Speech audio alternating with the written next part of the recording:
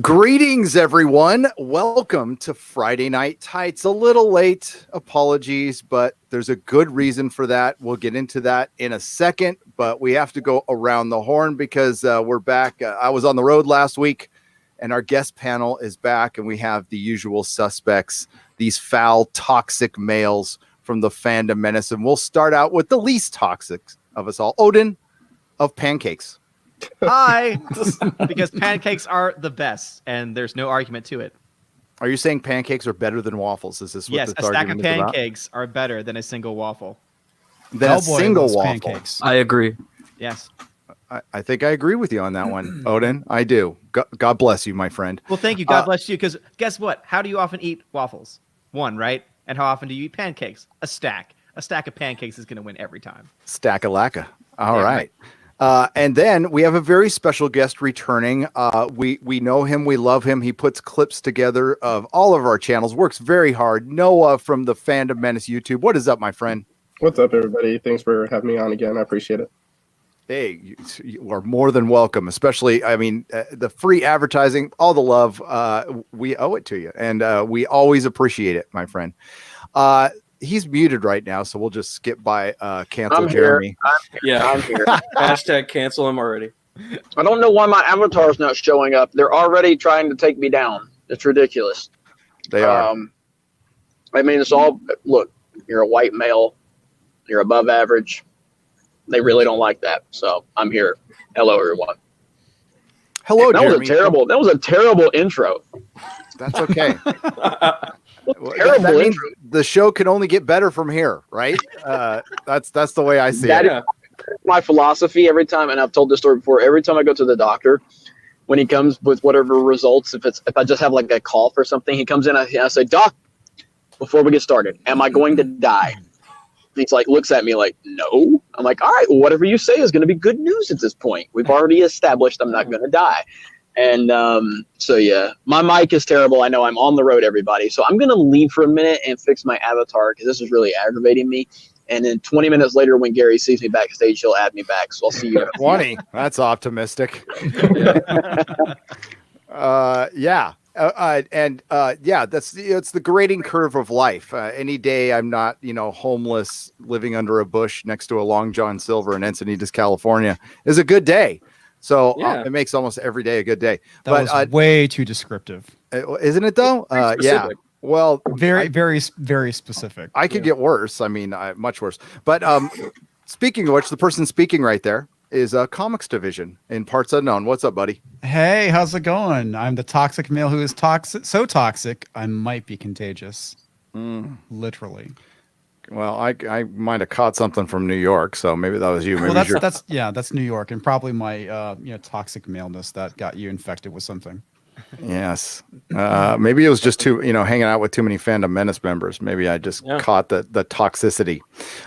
Speaking of toxicity, the most toxic of them all. I mean, so toxic that his whole damn channel got demonetized. Well, not his. Oh yeah. Well, no, actually, that's why Crowder has his own channel so he can siphon money off it. Probably. Because that's what Jeremy does to all of us. I mean, because we're part of it. So what's up, Quarter Black Garrett? What's up? I'd like to say hashtag candy corn is trash. Yes. So let's put that out there. Candy corn is trash. Thank you. Candy corn is delicious. I knew I'd get you, Odin. I had some candy corn at Joker yesterday. So there you go. But I'm trash. I am white trash. So I mean, I think it's fitting. We already know this. It's why we love you. Thank you. So tonight we have got a couple things to talk about, and I got to search it out here real quick. So there's a petition to cancel the Fandom Menace, and it's so ridiculous that I think somebody from the Fandom Menace wrote this to troll us. I mean, that was my first thought. Yeah, me too. But it's funny, and we're gonna read it. And it's not like it's a slow news week because we're already seeing the Access Media starting to ramp up their attacks on the Fandom Menace, and Freddie Prinze Jr. coming out with an argument that Jeremy did a video on that's a year old, just repeating the same argument, repeating the same things. Star Wars is a laser sword story with wizards, and by the way, Star Wars is for fucking kids. Did you know that? Yes. If that's the case, then why do you need to go out and say that? This is ridiculous. Yeah. And it's because it's not, and especially when I know. I defended him too. Well, it's so frustrating because this guy in this interview goes on this rant about how George Lucas's word is the end all be all. And if you go against George Lucas's word, then you're objectively wrong, which I don't really have a problem with that argument. Then he goes on to defend Disney's treatment of Star Wars, which directly goes against George Lucas's vision. George Lucas is on record, or Bob Iger is on record saying George Lucas feels betrayed. Freddie Prinze is a nut job. I think what he needs to do is he needs to call up Zach Morris, and he needs to get Screech, and he needs to get Charles in Charge and all these other 90s heartthrobs and get together and relive the glory days because he is so far past it right now. This dude is losing it. I didn't realize Screech was a 90s heartthrob, but that's amazing. Hey, you leave Screech alone, okay? Hey, Come on, man. Screech was in a That would porn. be if I'm not That is mistaken. true. So, Screech was, from what I hear, and I haven't seen that particular flick, but I hear Screech is well above average. He's well endowed. You could say. There it is. It took me a second to find it. And demonetized. And hey, well, that's Jeremy's here, so and you're here, so that's fine. That's okay. It's expected. We good. All right, so here's the petitions up here, and we'll get to it in a second. But I don't know. Like again, Freddie had a really good take on that female monopoly thing. When he called it out for being ridiculous, and maybe it's just Star Wars he's got to come out on, and he keeps on harping on the giving the Millennial Falcon to Rey. That's what's triggering us. I mean, that's honestly the thing that bothers me the least. That's one of many things on top of everything wrong with Disney Star Wars. But that's not the fundamental. I would have no problem Han Solo giving the Millennial Falcon to somebody if they deserved it. Of course, male or female, doesn't matter. Who cares? It's the whole damn story that sucks. It's their whole approach that sucks. And the fact that we just simply don't like a movie and how far this thing gets taken. And goddamn, I got this petition it cannot be real. This is ridiculous. It's not. Hey man, It's 2019 is ridiculous. So I wouldn't be surprised if it is real. I know. Again, Jeremy, you weren't on, but I was watching. What was that video game again? I was talking about. I know shit about Call of video Duty. game. Call of Duty. Call of Duty. I heard you guys talking about it. I was watching the trailer for that, and it's like got one male protagonist, following all the women's lead, which is fine, I guess, if it was one, but it was like all of them. All the women were in charge, and we'll just send men out to go, be the meat puppets. It's all the girl bosses. Girl boss. They're everywhere. Girl boss. Girl power. Oh, well, we just had that in the short trek too, which is I'll review Gary. tomorrow. So Yeah. they actually had a girl power in a short trek. Gary. Yes. They actually say they? girl power. No, they don't say girl power. They just Gary, do it's it. all about girl power. I would know. My name is Brie Larson, and I don't know when my sequel's coming out, but girl power. Can we talk about Brie Larson's toe? No, Did you guys see that? No, don't do this. Don't do that. We cannot go. No. The only toe I want to talk about is maybe camel toe. Don't Oh. bring that image up, Gary. Don't do it. Don't do it. I'm looking it up right now. Oh, Don't you dare. How Don't- dare you? If you're eating, if you have young children in the vicinity, if you are religious, Yes, if you have covenant eyes, look away. if you are carrying a child, if you're a breathing human being, Those are not her feet. Good lord! I mean, what is this, like the mark of the beast or something? I mean, Look at it. Revelation, man. It's a sign. It's a sign of the end. That cannot be her feet. Where's the other picture? you gotta share it with the rest of us, dude. You can't. Just, I don't know if this you is gotta put it real. up on Hang the on, screen. I'm trying to vet this. Also, I feel like Jeremy was acting like Willy Wonka there. Oh no, please stop. Please stop. Don't Don't bring it show up. it, Gary. No, don't show it. Sorry, I'm just trying to see because I don't see I see like a picture verifying. of I see a picture of feet, but I don't see a picture of her. Well, yeah, I guess this is it. Now we're gonna go to somebody's Twitter, and I don't care. It's like it looks like you put a piece of ham in between her toenail and like it's really bad. Yeah, it looks real bad. Is it the one you saw on Twitter? Where they show her with like all the crud in her toenails and Yes. stuff? Yeah. I'm sorry, folks. That's I don't know. Here, let me blow that up a little bit because by the way, yeah, Jeremy's right. If you've eaten, like, put your food away. Yeah. Your discretion is advised. Oh my God, it's worse. It's a worse angle. That is well, she's a hippie girl from California, so I'm utterly unsurprised about this. But do you think she would go out in public? She could. Yeah. Closed toe. That's all you got to do. Yeah, Just get a closed toe. wear some boots or something. Yeah. I mean, that's what girl bosses do nowadays, anyway. Good God, that's horrible. Oh, and we just lost. You are all welcome. our viewers. Thank you for. Don't worry. That's not as bad as blue waffle, but pretty close. Real close. Blue Jesus toenail. Christ. All right, so we got back from New York, and it took me, I don't know about you, Jeremy, but it took me like till today to get caught up on everything. And New York was a blast. It was good hanging out with the Fandom Menace, and now we're needlessly attacked with some ridiculous petition, which I'm not entirely sure this thing is real or not, but we'll find out. We'll look at it together right now. Let me get this petition up here. And have any of you guys seen this prior to this? I know you're all aware of it, but have you seen it? Okay. Only for what you shared with me earlier. What are your thoughts on it?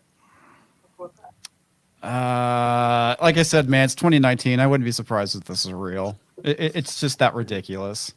That might as well just call it, a ban on free speech at this point.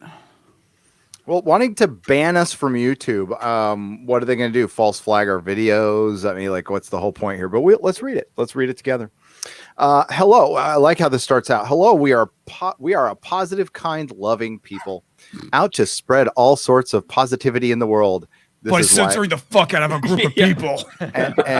And one of the biggest things we love is movies. Always loving to share our opinions and spread the joy and love movies have given us. And recently, we now wish to defend the films we love by any means necessary, especially from a group of social media YouTubers and users that call themselves the Fandom Menace.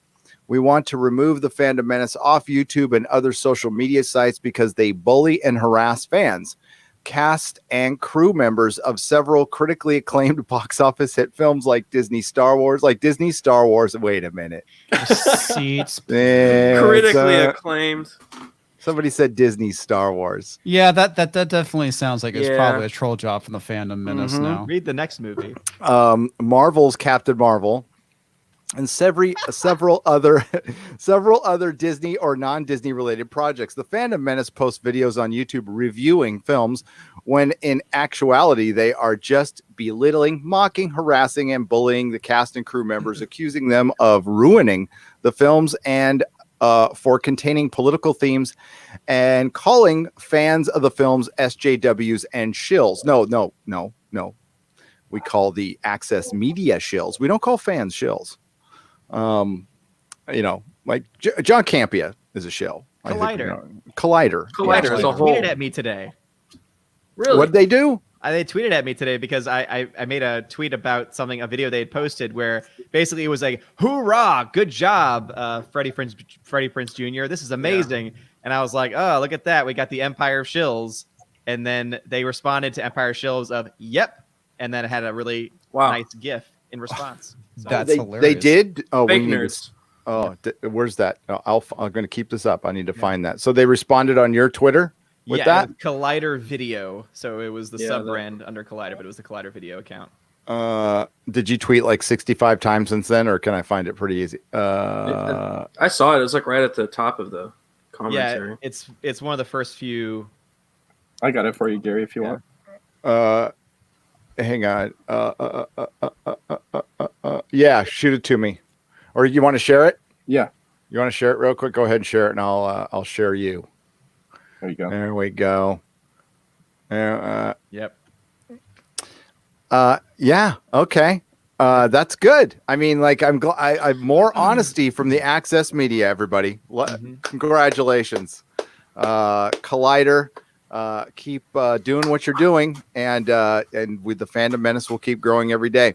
Yeah. And Hey, my go look at the tweet I sent. I responded to with them on my. It's probably the last tweet on my timeline. Can you get it, Noah? Yeah, I'll try. You're on it. Look at Noah's on top of it. He's like a producer. God, I need one of those so badly. I really do. Hey, Hear it? No, just kidding. Yeah. If I had time. Yeah, which you don't. Yeah, so you're kind of busy with like another YouTube channel. Just a little one, you know. He's got yeah. a few. Very thousand. small one. I Very super really small. enjoyed you getting whipped by a leather-bound Crowder, being the gimp right there. I tried to veto that. I was That like, was I hot. don't want to do this. I don't want to do. Fine. Only if I get to look if I don't want to be there. Okay. The gimp with the sweater on. That was the funniest part. So I got Jeremy's tweet up. awesome. Thank you, Noah. Mhm. Oh God. He's all, dude, bro, dog. Star Wars is like for fucking kids, bro, dog. Dog, bro, dude. Dude, bro. Dog, dude, bro, dog. Bro, dude, bro. Dog. Mind fucking blown, Star Wars. dude, bro. Star Wars is for fucking kids. As Like, I, to an 5 minutes adult, talk where he's about talking Star about- Wars. The Force. He's like going in depth in the Force and how it affects Anakin and it. Like, dude, you can't complain about it being it's just for kids. It knows so much dive about into it. 2 seconds later. Maybe he identifies as a child. You don't know this. Oh, that's true. I mean, Yeah. Weird. it's childish. Well, yeah. I mean, the guy's like my age, so yeah, he's got kids of his own. So I'm sure he goes, "Hey, fucking kids, it's time for fucking bed, fucking kids." That's no, he's what I like, do, man. Isn't fucking that what love you, normal people kids. do? yeah. Well, yeah, I do too. I mean, I I'm effing not love judging. you. Go to bed. I fucking love you, Johnny. Now go to bed.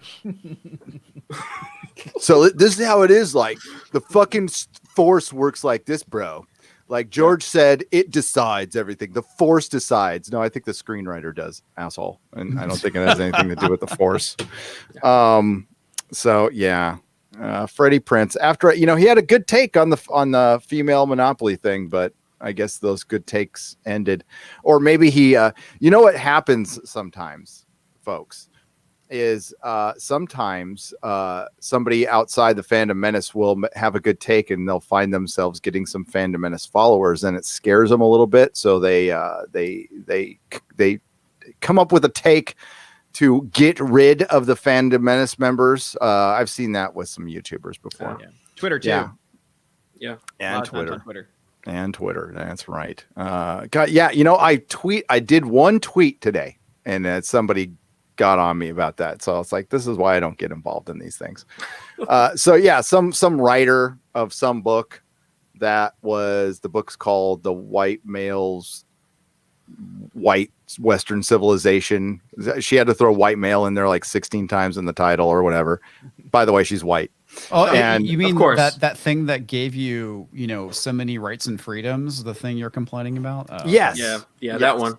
That thing that made, life better for everybody, not just women, not just men, everybody. I saw Mahler tweeted at her, so I had to put in my 2 cents too, because it was pretty stupid. And she said, what did she say here? She said, The Last Jedi is objectively the best Star Wars movie, the most cohesive and best looking, and the most interesting ideas raised. And not liking it is the world's biggest self-own. So I respond. I listen, I just responded. It was a little salty. A writer calling The Last Jedi objectively the best Star Wars film and a cohesive story is the world's biggest self-own. Unless you plan more follow-up statements like this, blue checkmark wisdom never gets old. And then Big brain. she claps back at me like, this is my public Twitter. Or no, this is my personal Twitter. Relax. Well, for one, I'm pretty fucking relaxed. I'm okay. yeah. And yes. And so relinquish your blue check mark and set you could set your Twitter to private, right? You can do that. Yeah, you can. Or just get off it altogether. Yeah. Just leave. Yeah. I don't know. That's fine. That's the most clapback I'll do on this shit. I don't like wasting all day on that because I could. Waffle Jeremy is here, Jeremy.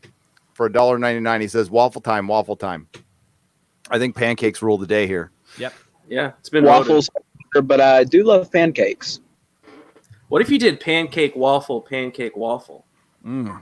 Or how That's about, That's acceptable. so there's this thing down in New Orleans. I don't know if the place still exists, but it's something called a womblet. And what it is, it's a waffle with an omelet on top, with another waffle on top of that, with another omelet on top of that, with a top being another waffle. That's crazy. I think my heart just exploded. Does it come with a defibrillator? I If you got finish diabetes. it- no, even better. If you finish it, you don't have to pay for it. Jesus Christ! Oh my Oy. goodness, that's. Eek. That's There New was a Orleans time. living, man. Yeah, no kidding. It's like, do they wheel you Olives. directly into the hospital after eating the thing? They serve it to you on a plate, and then they put the IV in you. Like, you're gonna need this. That's And the IV is just, syrup, Yeah. that's only in America Straight in. too. I that's what I love about America. That's my country right there. Because I mean, we just like eat like motherfuckers, man. It's great. Diabetes. Yep. Well, I'll name it. of all the countries I've been to, like our food is vastly superior. And like I've been to Italy and stuff, and the food was okay there, but like our food is vastly superior. And the UK is a joke. Sorry, no we have a kidding. lot of UK like viewers, listeners. I love you guys to Trust me, death. they They do. know. They They know. know. I actually rather like German food. German food's actually pretty good. I That's haven't not- tried that. It's pretty good. German food is actually pretty amazing. Some schnitzel. Yes, Yeah. some Wiener Schnitzel. You like the brats, huh? Yeah. Brat's okay. Wiener Schnitzel's pretty good. Yeah. Fleischkichler.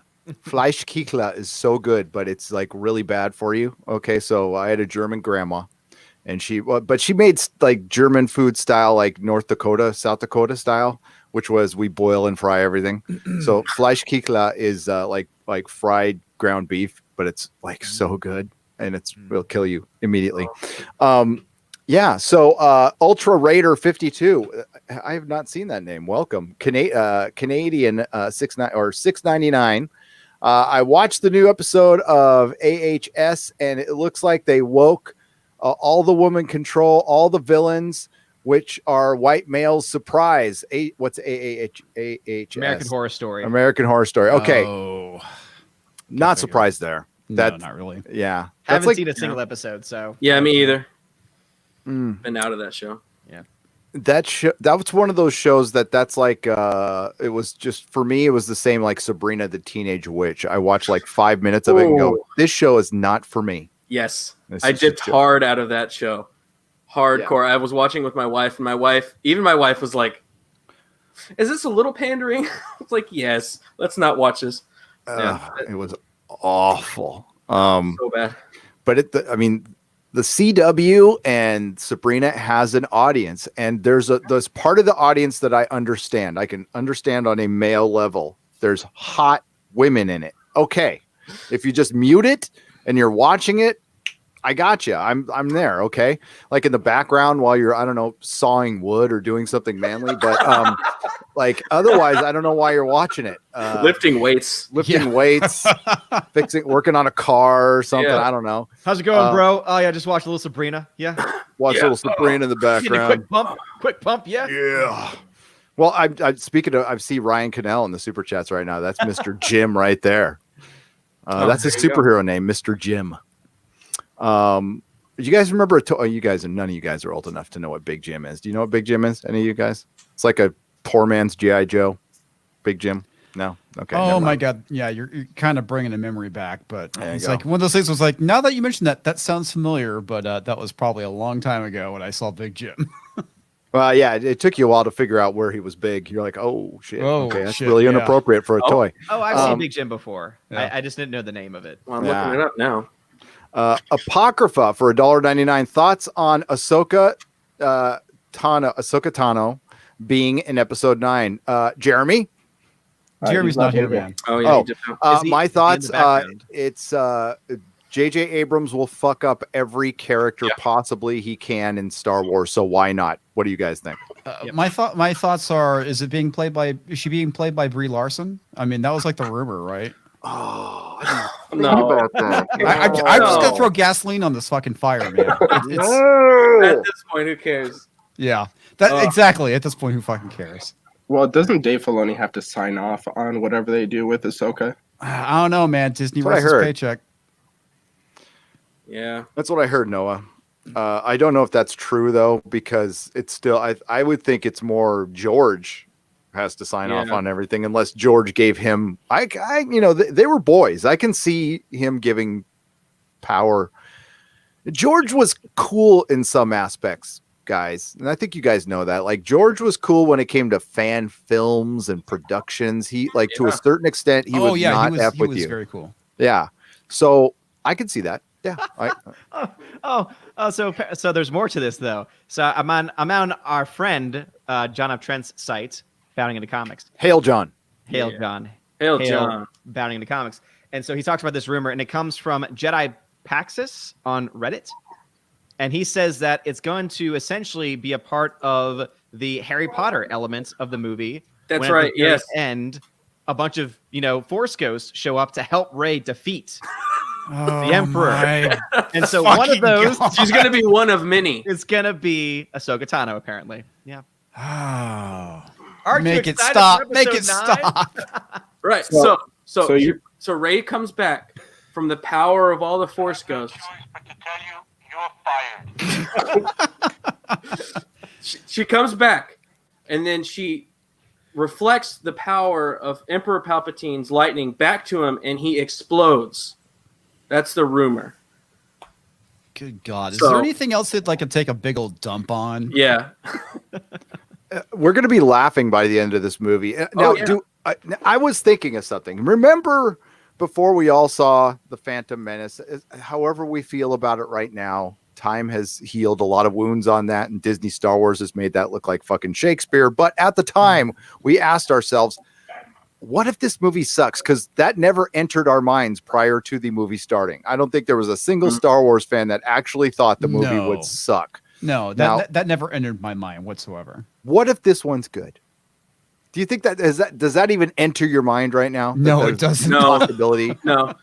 I don't think it's not a possibility. If it is for some reason, I will be the first one to say, all right, it was good. But I'll do the same thing, man. I was totally wrong on Joker. I thought that movie was going to be a 2019 nightmare, and I walked out of that movie going, that was way better than I thought it was going to be. Yeah. No, it was a fucking amazing movie. Yeah. With this one, even if it is good, does it make up for all the other bullshit that happened? No, it doesn't. That's kind of the big thing too that I think we need to take in consideration as fans. It's like, thanks for disrespecting the hell out of everything, and then now you're pandering to us because we're pissed off. So that if it is good, I guess it's a testament to the power of the fandom. To actually show that we can make a difference when we're pissed about something. Yeah. Well, if it's good, it's too late. It's too late to be good. That too. I agree. It's way too late. You're the third movie in a trilogy. It's way past doing a good movie. So even if it is great, that all of the Disney Star Wars movies look great, but even if the story is great and somehow they pull it and ring it all back together and be like, you still have a hole in the middle of your trilogy that is just covered in feces and urine that I don't know what you're going to do. You can't sell me a box set because I'm not going to buy it. It's too late. Here's the thing. I think everybody's going to go into this movie with such low expectations that they're going to perceive it as good, but it's not going to be good objectively. I can see a lot of people doing that for sure. I could see that for sure. No, I just don't know how it could be that way because I mean everything all the rumors and whatnot. And granted, they're rumors, but I do think that what we've seen in the trailer kind of backs some of the stuff up. I mean, it just sounds ridiculous, and it sounds dumb. Mm-hmm. No, I think a lot of those Reddit spoilers are right. I think too. Listen, the Reddit spoilers for Game of Thrones were fucking spot on, and then the ones for The Force Awakens were spot on, and that was under J.J. Abrams' regime. And I know all these people were talking about how tight J.J. Abrams' spoilers were. You know what? They weren't really that tight. Go back to Star Trek Into Darkness, the whole Khan thing. People figured that out immediately, and plus he's predictable. You all remember Lost. Yep. I had a comic. Yeah. You might have heard I had a comic shop back in the day. No shit. Oh, Yes, really? I know. Wow, I don't, dude, I that's don't- so amazing. cool. Yeah, Oh I my might have God. mentioned it a couple of times, but No. while I was I at don't think that I've heard it. comic shop, Spoiler, gosh. I know. Wow. See. So at that comic shop I used to own in San Francisco 10 years ago, we had people come in once in a while. Gary, Yeah. Yes. you owned a comic shop? I did. I did I'm for 10 amazing. years in San Francisco. Amazing. Yes. I amazing. sold. Okay. I sold sorry funny to books. interrupt. This is shocking news, so sorry to interrupt. No, I the only thing that's been mentioned more on YouTube is your average size penis. Oh, I'm sorry, your above average size penis. Well, that's the only reason that's the case is because I refuse to bring up the fact that I have more subs than John Campia. So that's Oh. really what it, Oh, that's right. You have more subs than John Campion. We weren't supposed to bring it up. That you also have better video traction than him too. You also average, higher view counts, higher subscriber engagement. But we're not supposed to bring that up because that's not classy. right. Back to the comic shop okay. that I've never heard of before. Back to the comic shop. Well, when Lost started, I had 3 customers predict the ending of Lost like within the first 24 hours. And listen, it wasn't an exact prediction, but it was there. And everybody did. I remember write-ups about it. J.J. Abrams is the most predictable dude because he doesn't have an original idea in his head. And his disciples are the same way. Alex Kurtzman fucking rips everything off. Goddamn, the last 2 short treks, thank God you guys haven't watched them, and thank God you haven't gotten into Star Trek, because it would almost be too much for you, because it's exact what's happening to Star Trek is the same thing that's happening to Star Wars. Well, they've copied the Orville in 2 short treks now. So they are now copying a parody of Star Trek. This guy, he's a blight on Hollywood. As Doomcock calls him, he's the cinematic antichrist. and it's aptly named. Honestly, you think, Scorsese came out and talked some shit about the MCU, and we know why he did. Okay. Cause he feels his livelihood being threatened. And I understand that. I like the MCU for the most part, but then I can kind of side with Scorsese too. No, I kind of do as well. Yeah. What J.J. Abrams will do to DC will be so much worse. Kevin Feige will still look like a genius. Maybe not be on the woke shit, but what J.J. Abrams is going to do to DC, and you poor DC fans, I love you guys, and I know how loyal you are. Release the Snyder Cut, yo. But it's going to be worse. People will actually want to see the Snyder Cut by the time J.J. Abrams is done. Well, I think at this point DC is done as well. I don't know if you saw the article I sent you about how they're basically pulling a all new, all different with DC. Yeah. I will pull that up. You send it to me on Twitter? On Twitter, yeah. Thank you. They already did that though. They did. It was New Twice. 52. Yeah. Well, they also did they did a lot of that shit back in the 90s too, where they replaced Superman for a while. They replaced Batman for a while. Yeah. I don't know. I don't remember them replacing Wonder Woman, but I guess apparently that happened. Did they replace Wonder Woman? I don't know. With Donna Troy? Maybe. Yeah. I really wasn't paying attention to DC that much back in the 90s. Yeah, I can't say I remember either. No, I was too busy trying to keep track of the Clone Saga. Which is still better than fucking anything out today. So I won't. Which is hilarious about bad as how it was. hated it was. Okay, let's get back to the petition, guys. Because oh yeah, one thing. Oh yeah. no, dude. We are this. This is okay. So just so everybody understands, if you're new to the channel, by the way, if you're new to the channel, please consider subscribing to the channel, because YouTube has recently made a change to the algorithm that greatly benefits Disney, CBS, and doesn't benefit independent channels like myself. It's all Steven Crowder's fault, but we don't really blame him that much for that. I mean, what am I supposed to do? And yeah, so I blame that asshat Mazza. Yeah. Yeah. Oh, yes, You beautiful and brave. Hashtag. That's who I blame myself, and now he doesn't have a job. No. But we're Oh, not supposed to that's bring terrible. that up either. Beautiful and brave. Don't bring that. Beautiful and Oh, brave. wait, he got fired? What? Huh? Yeah. Oh, I think no. it's the same week Jeremy passed up John Campia in subs. No. Yeah. Yeah. Wins all around. Wins We're all not around. supposed You to know, talk about that. We're not supposed to talk about that. So I want to move on from the conversation about me having more subs than John Campea and more views than Wait. Collider's main channel. Wait, Yes. you have more subscribers than John Campea? Again, Odin, be a good Christian and let's move on from this. Turn the other cheek. Very topic. Robot Robot Jeremy. Jeremy. Yeah, I was like Robot saying we're gonna get Jeremy. Robo Jeremy here. I have more Yeah. subscribers than Then John John Campea. Campea. I have more interactions. Oh, and Collider. And hail to you. What was that, John Hamster? I see hail Nerdrotic. Hail to you, John Hamster. All right, let's get back to so just listen, this podcast is a reflection of any of my solo ones. It's a stream of consciousness. We just kind of roll and we go wherever the pinball takes us, because that's my consciousness is like a pinball machine on meth or something like that, you know, or like a gnat on meth. I did a lot of meth back in the 80s, and it just never went away, unfortunately. Strange, so strange. And we'll get to the super chats in a second, but we want to get to this petition. Whether it's real or not, it's entertaining. Hang on. Once I get back to it again, self-produced show. And by the way, guys, thanks again for coming on last minute. I threw this crew together last minute because we do have a big announcement in about 15 minutes. That's going to be groovy for I don't know. We'll talk about it in a second, but let's get through this. That's big hype. You like that hype? You That was like good. that? You like that? Okay. Here we go. So back to the petition. And they want to remove us from YouTube. That's where we were, because we called everybody SJWs and shills. Now we do call some people SJWs because they are. Yep. I'm not going to lie about that. Nope. Yeah. They also proved to be very manipulative, always trying to twist things that make them, the victims, and the fans and film crew they're harassing look bad.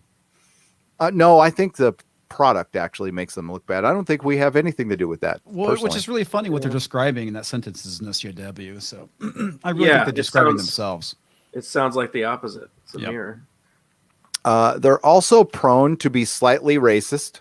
Slightly. Oh, hey, that's That's a new one. Yeah, that was. Can you be slightly anything? I mean, that's Yeah, I guess we're only slightly racist and sexist. Hey, that's an improvement. Progress, Yeah. not perfection, everybody. We're only slightly racist Baby and steps. sexist. Baby Steps.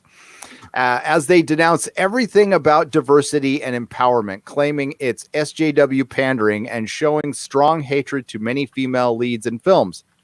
Yeah, because I really hate Naomi Nagata in The Expanse. Isn't she terrible? Comics division. God, terrible. Ugh, Such a the Mary Sue. worst. God. They just simply fail to understand that diversity is a wonderful thing in the world, especially in filmmaking, and it can lead to more magnificent opportunities and changes everywhere. A lot of great films are providing diversity. Is wonderful, especially the Disney movie Zootopia. That movie was the best. Okay, this is a joke. This has got to be a joke. I think it has to be at that Zootopia. point. Yeah, it's Or Zootopia. there is actually a subculture that's a part. There are people that are obsessed with Zootopia. There was someone who we called as a nickname on my stream Zootopia because he would not stop talking about it in the stream, and he was completely serious. So this actually still might be real because the furries, Tina and Steph, my Valkyries, they can attest to Zootopia, who was in our chat for a long time. Okay. Yeah. I think I saw Zootopia. I'm pretty sure I did. All the animated kids movies blend them together. Because I had a kid, so I went to every single one for the space of 10 years, and I want to forget them all. I have PTSD from that shit. I don't blame you, man. I probably need counseling too. God, once in a while there'd be a good one like the Box Trolls. That was pretty good. That was a good one. That was a great. That was a cool movie. But most of the time, yeah, it's more like Mars Needs Moms, and you walk out of that one. Did you see Kubo and the Two Strings? I did. That was good. I love that one a lot. I like it. Same company. Yeah, that's a really cool company. Mm-hmm. Yeah, Stop that was motion. dark, man. I liked it. For 2 years, ever since Star Wars: The Last Jedi was released, the critical acclaim and box office success, the Fandom Menace has harassed fans and the filmmakers constantly on YouTube. While those magnificent films remained unaffected by those hateful words. And those films were beloved by many fans, praised by critics, won and got nominated for tons of big awards and no Razzie Awards. But they That did means it's good. Hey, it won a couple of Uranus Awards from here in Nerdrotic. You're going to have to wait and see. The Uranus Awards are on Christmas Day. The Uranus Awards right here on Nerdrotic. And were huge box office hits worldwide.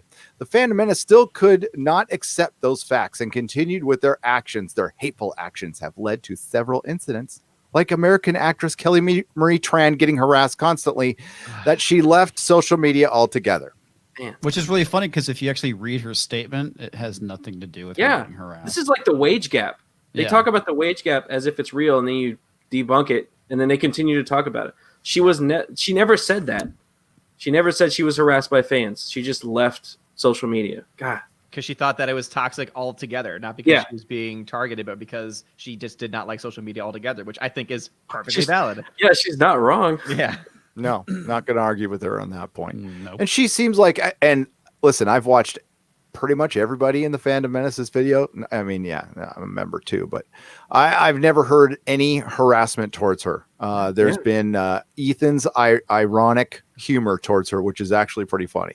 It's not even towards her; it's towards the fucking character. It's towards the character. Yeah. Well, and he ended up liking it after a while. He actually became a genuine fan. So, that's cool, and that's the way it should be dealt with. Mockery, and that's what we try to do here. A lot of people don't understand that though, and that's just fine. Star Wars related charity. A social worker for a Star Wars related charity getting sent to the hospital for heart problems after she was harassed by several Fandom users after she gently gently complained that they stole her charity's logo and used it for their own means. Well, I watched that whole thing go down, and that's not how it went. It wasn't gently. Yeah. No. Those poor girls. This is funny. But at least for trans, it was a good move for her to leave social media because she is focusing on positive comments, and many fans are giving her, we're doing the same, and she gave a memorable supporting role. And she did.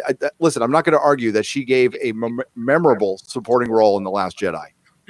Yep, memorable is one way of putting it. Yes. Never going to forget. We hope her career remains bright. Good God. TLR. Now the paragraph, now this paragraph may be a bit dark, and we're sorry if it may be, but we just feel it's important to say it gets to get into the details across. Here it is. There's a bunch of Fandom Menace people around YouTube and social media, but 5 of the biggest offenders are Geeks and Gamers, Comic Artist Pro Secrets, That Star Wars Girl, Mindless Entertainments, and the Amazing Lucas. See, I'm left off this. This is great. Yeah. Geeks and Gamers does all those things that Fandom Menace does while constantly showing his hypocrisy. Jeremy, you hypocrite. First stating he likes something like The Last Jedi and The Force Awakens, or is excited for something like The Mandalorian, but then later recants his former statements and said he isn't. He said that doesn't make sense. Even at one point, destroying a Blu-ray DVD, The Force Awakens. I burned a Star Trek DVD, so I can't. Yeah, I did the same thing in my barbecue, which he claimed to like. Comic Artist Pro Secrets makes videos of him stroking a Star Wars figure in a very unusual manner and constantly hates all the films that have female leads in them, including the upcoming Charlie's Angel reboot. Of all the ones to mention. Seriously, of all the ones to mention, that one, holy shit. Ethan hates the Charlie's Angels. Sexist. That Star Wars girl states she doesn't condone bullying, especially to kids, but ended up bullying a 14-year-old kid away because he disagreed about her opinions. And she and other Fandom Menace people even used the recent passing of her sister as an excuse to insult. This is when I know it's got to be a real person, because no Fandom Menace person. Yeah, that's messed up. Yeah. Yep. Sorry, Anna. We'll skip past that part. That's fucking low. Yeah. Mindless Entertainment. Jesus Christ. Who's calling me? Sorry for everybody. Sorry. That's actually the school. So I'll ignore that. unprofessional. I know. Mindless Entertainment yells and screams in a lot of her videos, in all of them. Always insulting and degrading the films she hates. Yeah. And the amazing Lucas does the same too. Guys, don't kill me for this. Who's the amazing Lucas? I'm the same. I don't know either. I've heard the name, but I don't know who he is. Is this all an attempt to get the amazing Lucas into the Fandom Menace? Maybe. It is amazing, Lucas, that wrote this. Has anybody heard of the amazing Lucas? Looking I've him heard. up. I just don't know who he Research. is. Yeah. Amazing. I mean, nothing against him. If there is no membership dues or fees. If you say you're Fandom Menace, you are. I mean, that's he's it. got 450,000 subs on YouTube. So Well, shit. There you go. He's bigger than us. That goes to show you, though, there's YouTubers out there with millions of subs who I've never heard of, and he's probably never heard of me. So it's okay. The amazing Lucas does the same too. Even saying that people who love The Last Jedi or recommend it are people who are on the path to darkness. I don't argue with that. And wishing that everyone who worked on The Last Jedi gets cancer. Okay, that's a little dark. That's a little extreme too. So. Did he say that though? Somebody tells me that the way he said it probably does not come across in I'm that guessing way. he didn't say There's that. context there. Yeah. No. Do those sound like legitimate opinions and constructive criticism from those people? We most certainly do not think so. And we believe things like this should not be tolerated. If someone does not like a movie, that's good, but they should have their opinions in their constructive, fair, and appreciative way. In appreciative way?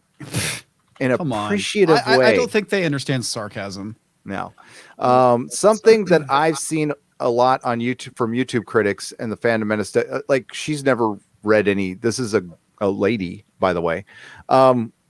And yeah, the petition is also created for another big reason, to encourage many fans to unleash their praises for all the projects that are bashed heavily by the Fandom Menace. Here's our positive praises. For example, Disney's Star Wars film. See, Again, they don't like being called that. but I don't think anyone in the Phantom Menace would bring up the stuff with Anna, though. That's the main part of it that just has this coming off the wrong way to me. Yeah, and that's fucked up in every single way. I don't know. It depends on how deep cover you're trying to pull. You know. Yeah.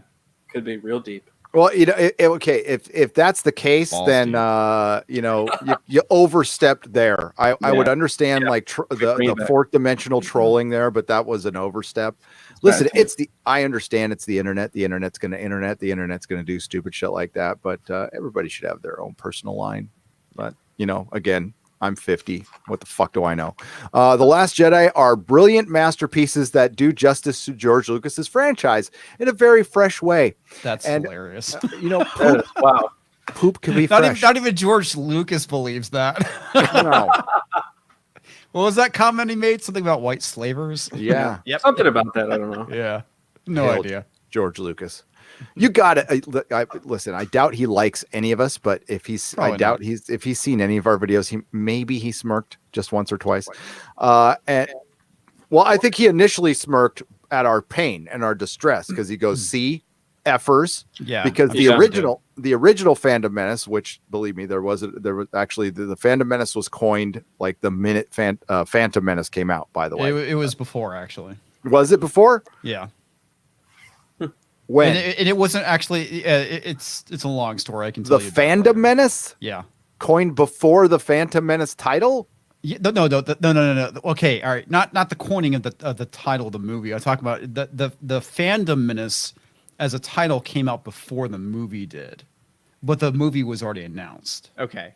Yeah, So there was not before the title. actually a fan film called The Fandom Menace. Yeah, it came out like 99. Yeah, it was 99. Yeah. It was Um, shortly before the actual movie came out.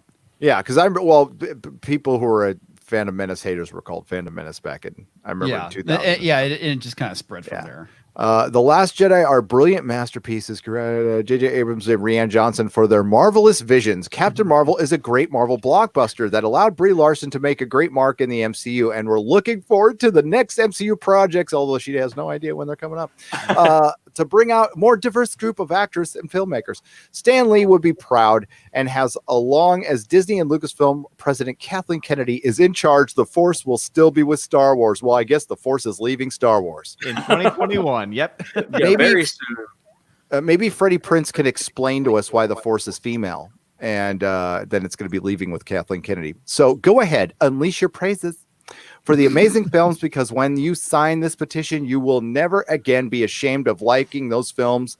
The Fandom Menace is trying to get you to hate.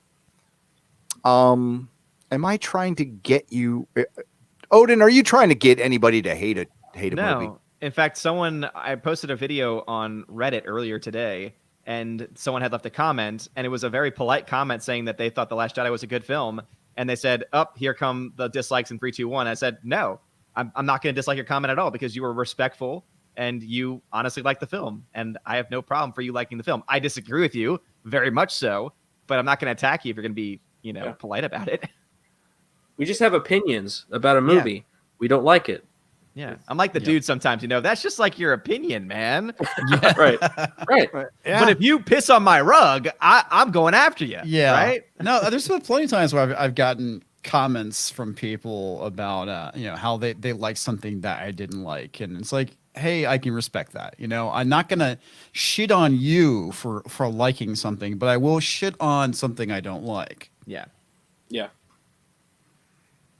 And that's fine. And that's what we've said from the beginning. And and I know you guys, we are all beyond being defensive. I don't care what you think. You can start as many petitions or fake petitions or whatever you want.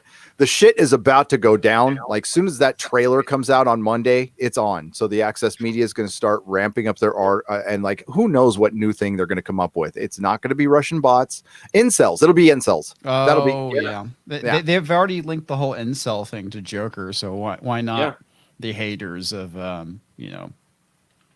Disney Star Wars?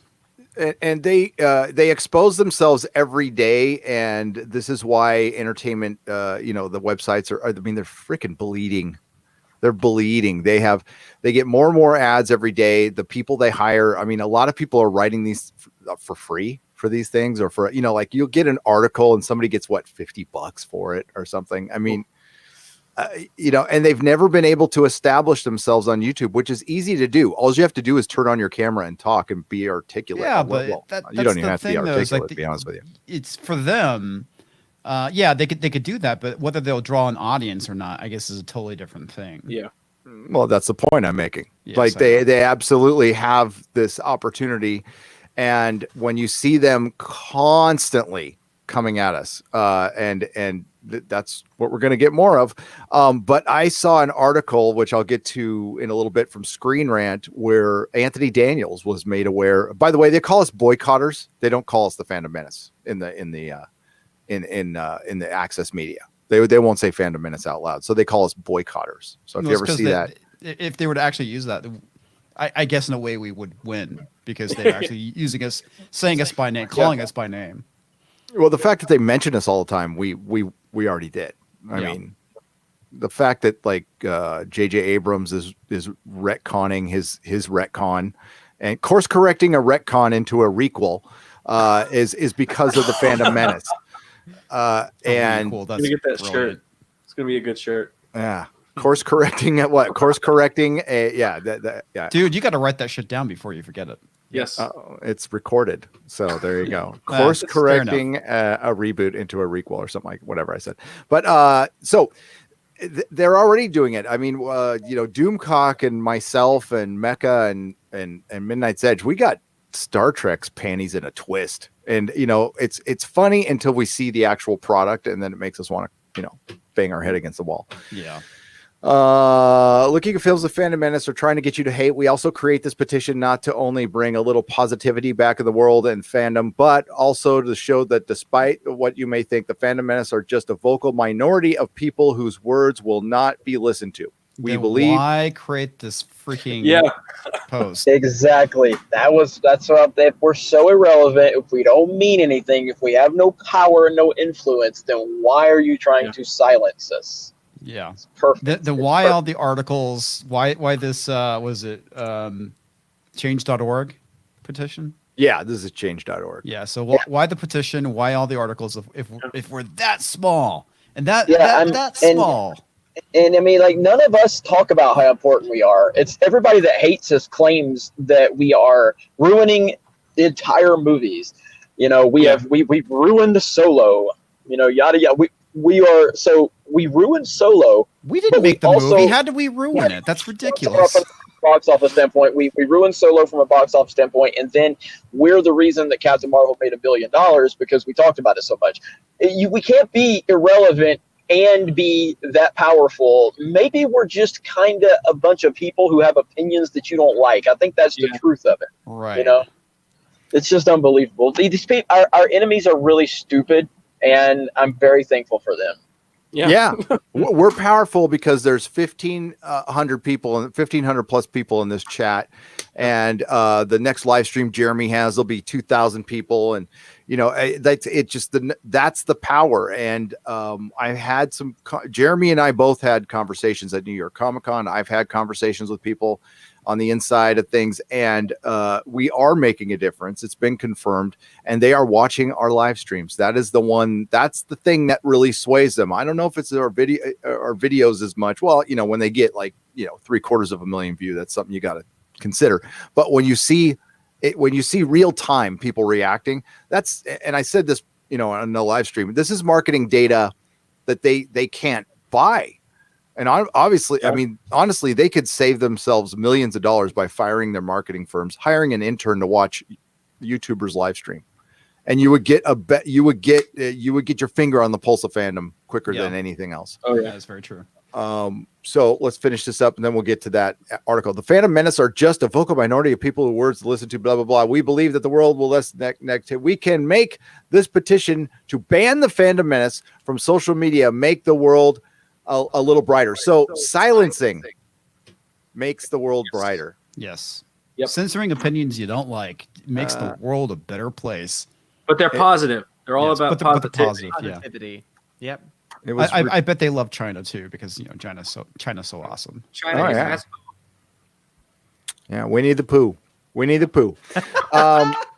4 weeks ago, this was started, and it has I think it's got 131 signed, and it boosted up about 30 because the Fandom Menace was made aware of it today, or some people, it was thrown around in a chat room today. So are you going to sign it? Oh, of course. Yeah.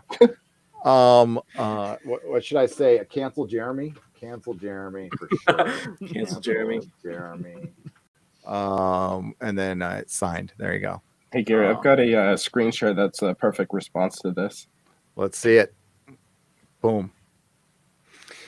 Geeks and Gamers represents a turning point in geek culture. The assumption used to be that the fans will accept anything these companies put out. The site, along with the Fandom Menace, has proven to be a force to be reckoned with. Consumer pushback that brings together people from all over the political spectrum. Congrats to everyone involved. You are the resistance. Woohoo! Where's that from, man? Love it. That is from a comment on Geeks and Gamers video Nice. when Jeremy opened up his plaque. Nice. Nice. Congrats, dude, by the way, Cool. Jeremy, Yeah. on your shill play button. Yeah. I got one too. It's So, official. It's official. All right. Yeah. so real quick, let's go to this before we get to our announcement, and then I'll get to some super chats. But I wanted because it made me think of this. We love Anthony Daniels. This is nothing against Anthony Daniels. Okay, I freaking love that. You know, the gay android. And by the way, R2D2 C3PO, first gay couple in science fiction. Let's be real. Okay, They broke the glass ceiling. That's what They it was. did. They did. Anthony Daniels rejects Star Wars 9 boycott, says everyone will enjoy. I think it was Jeremy and I were saying that Star Wars is looking down the barrel of a Game of Thrones type of collapse where the normies will join the Fandom Menace in numbers. Well, kind of like Game of Thrones. And it's funny because Screen Rant brings it up in this article. Star Wars The Rise of Skywalker star Anthony Daniels rejects the notion fans will boycott the film and says everyone will enjoy it. The Star Wars discourse took an interesting turn back in 2017. Blah, blah, blah. Fandom Menace. We all know what happened. The debate continues to rage on to this day, especially as anticipation for The Rise of Skywalker mounts. J.J. Abrams has gone on record multiple times to state he is going to honor what Johnson did with Last Jedi. Well, dude, of course he's going to say that. Isn't what moviegoers and some isn't what? Okay. He is going to honor what Johnson did with Last Jedi, which isn't what moviegoers in some circles want to hear. Those who consider themselves among the last or the Last Jedi disowners, I guess that's a thing, might even contemplate skipping Star Wars 9 when it premieres in December. For his part, Daniels doesn't believe they will and expects audiences to come away satisfied. During the press conference, he says Daniels, of course, found time to discuss the upcoming film. Reddit user Future Alliance provided an English translation, and he says he is aware of the fan division, reads and hears that some fans are saying that they will never watch The Rise of Skywalker, says he doesn't believe it because this film is the final one. And he believes that that they'll be the first in line. He says everyone will be satisfied with this ending, calling JJ a brilliant mind, and as well as Chris Terrio, which I don't know. Oh, that's the co-writer. What did Chris Terrio write again, guys? Tell me. Chris Terrio wrote Batman versus Superman. As they really gathered. Don't bring it up. The Zack Snyder cult's gonna come after you, Where's man. Uche? Don't talk bad about it. Where's Uche? Scattered storyline pieces and concluded them. Says there is something for everyone in the movie, from dark side lovers to light side. Well, he's just being a good soldier there. Of course, Daniels isn't going to badmouth the film. Still 2 months away from release. This is the point where the access media is expecting something, as we are. But even the rosiest Star Wars optimist would say that it's a stretch everyone will be satisfied with the finale. Ending a beloved long-running story is hard, and all viewers are going into it, The Rise of Skywalker, with their own opinions about how the saga should end. Whenever something as massive as Star Wars is involved. Okay, see, I hate this, that this is the narrative they're going to start, guys. Okay, that it didn't meet our expectations because you and I have an ending in our mind. Odin and Comics Division have an ending in mind, and if they don't do that exact ending, then they're going to take their ball and go home. Oh, I have an ending in mind. I'm sure it's going to be a fucking dumpster fire. Yeah. I go to a movie. I don't have an ending in mind when I go to a movie. Maybe sounds like projection. Yeah. It is. I couldn't even fathom an ending to this movie. After going out of The Last Jedi, I cannot think of any theory that would end the trilogy in a good way. So I'm going into the movie completely blank. I'm going in expecting nothing at all because I can't expect anything. I have no idea how this thing could actually end. I mean, you're absolutely right. Walking into The Last Jedi, it's like I have no idea how they're going to conclude this, other than, like I said, it's a fucking dumpster fire. That's what I'm expecting. Yeah, I think it's either going to be we're going to facepalm for 2 hours, or we're going to laugh our asses off for 2 hours. I think we're going to be laughing our asses off. So hard. Yeah. Can you guys hear me? Yes. Yes. All right, perception's been about as bad as Disney's planning of Star Wars for me the last few days. That was good. You guys were talking about the plaque or whatever. I couldn't hear anything though. What were you talking about? The Geeks and Gamers we just plaque. called you a shill. Yeah. We're now talking. We're talking about a Screen Rant article, which is preparing fans for Division. Okay, so wait a minute. So I'm the shill. Yeah, you got your plaque like about a week after hitting 100,000, and it took me like 7 months after hitting 100,000. But I'm the shill. Is that right? Yeah, Yeah, well, I didn't say I wasn't a shill. Yeah, I'm a shill too. I'm selling out. As far as episode 9, I have no I mean, I've talked about it a million times, but I have no expectations for this movie other than I want to see it end as badly as human possible. I think the ending to Garrett's search for Jeremy in New York is a much better ending and a much better character development piece than episode 9 will be. I got to mute again because my reception's starting to suck. That's okay. I really enjoyed the unreliable narrator in that story, and my expectations were subverted. I have to say. I really tried. Yeah, that's good. So I listen. Nobody goes to like when we saw Spider-Man 2. Did any of us go, "Wow"? I really want Doctor Octopus to win at the end. No.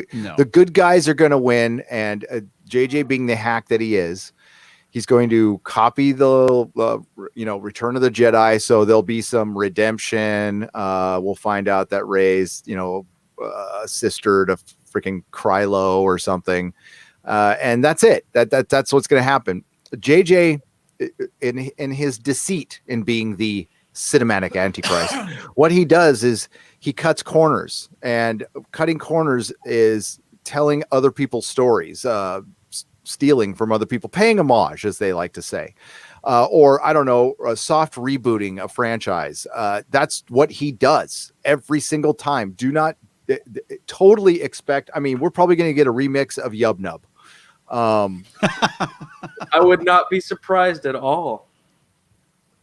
Oh my God. Now that you say it, I'm expecting that now. Why did they take my avatar? They took my damn avatar again. This is bullshit. Your avatar has been gone for a while, dude. It's too toxic. Has it? Yeah. Like this whole time. It's so This is toxic. bullshit.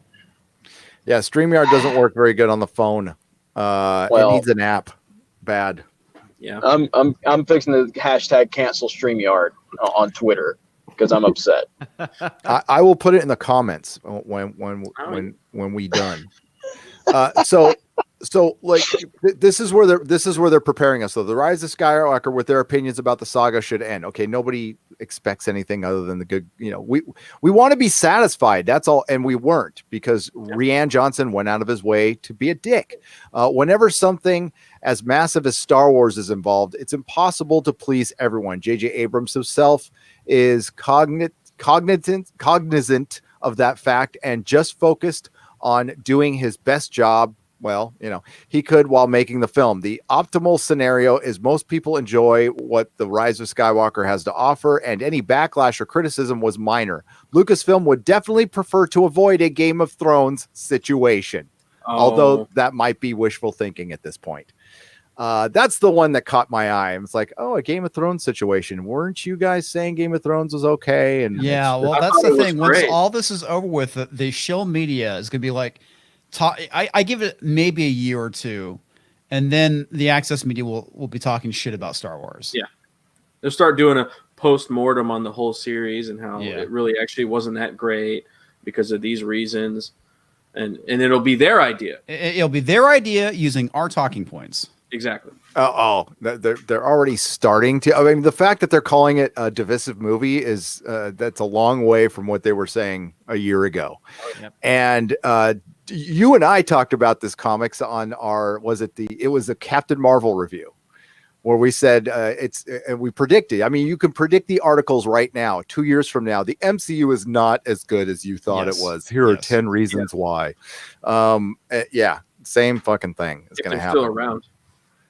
That's a good point. Good point, man. Good point. Yeah. I don't think Gizmodo will be. I don't think so. They're shutting down at a rapid rate. Oh no, Gizmodo's having problems. Oh, my heart is broken. So, and as far as boycotts, I don't think any of us have called for one other than Doomcock, and I don't blame them. And but we've said if you want this stuff to change, you got to stop financially supporting it. But if you want to see it go, it's going to be tough. You're going to have to go into a general seating one, but you can go to Cats, buy a ticket to Cats, go into the movie theater and watch it. Yeah. Or wait a week. I just think waiting a week. That'll put enough of a dent into their expectations that just wait a week, watch it the next week. I don't know if this is Odin. Do you think it'll hit $1 billion? My prediction right now is that it's going to be between 850 and 1.1 billion. Yeah, I think it'll hit $1 billion, but it'll be like a soft $1 billion. More than I'm thinking 1.1 or 1.2. It's definitely break $1 billion, but it's nowhere going to be near the numbers of The Last Jedi and The Force Awakens. Yeah. Hell no. All right. Let's get to a couple super chats, and then I'll get this GoFundMe up. If it is actually below $1 billion, I will be surprised, and I wouldn't say I'm happy. I'd be happy, but I'd be very surprised if it didn't break $1 billion. Yeah, I think that in all honesty, I honestly think they're going to try and drop everything they can to get as many normies as they possibly can out, because they've already lost a huge portion of the hardcore fan base. All they can do is try to bring normies in, and so they will throw anything they can about, look who's going to be in it, look who's going to be there, look who's going to be, and that will probably bring some people in to get to that. Because if they don't make $1 billion, that's a huge loss. And it's going to look really bad because the last 4 Disney movies broke $1 billion, right? Every single movie this year that Disney has either owned or has been in conjunction with, like Spider-Man, has broken $1 billion. Even Lion King is about the second or third highest grossing film with $1.5 billion. Wow. So it's going to look really bad if Star Wars doesn't. Yep. In comparison, it's going to look real bad. Absolutely. Yes.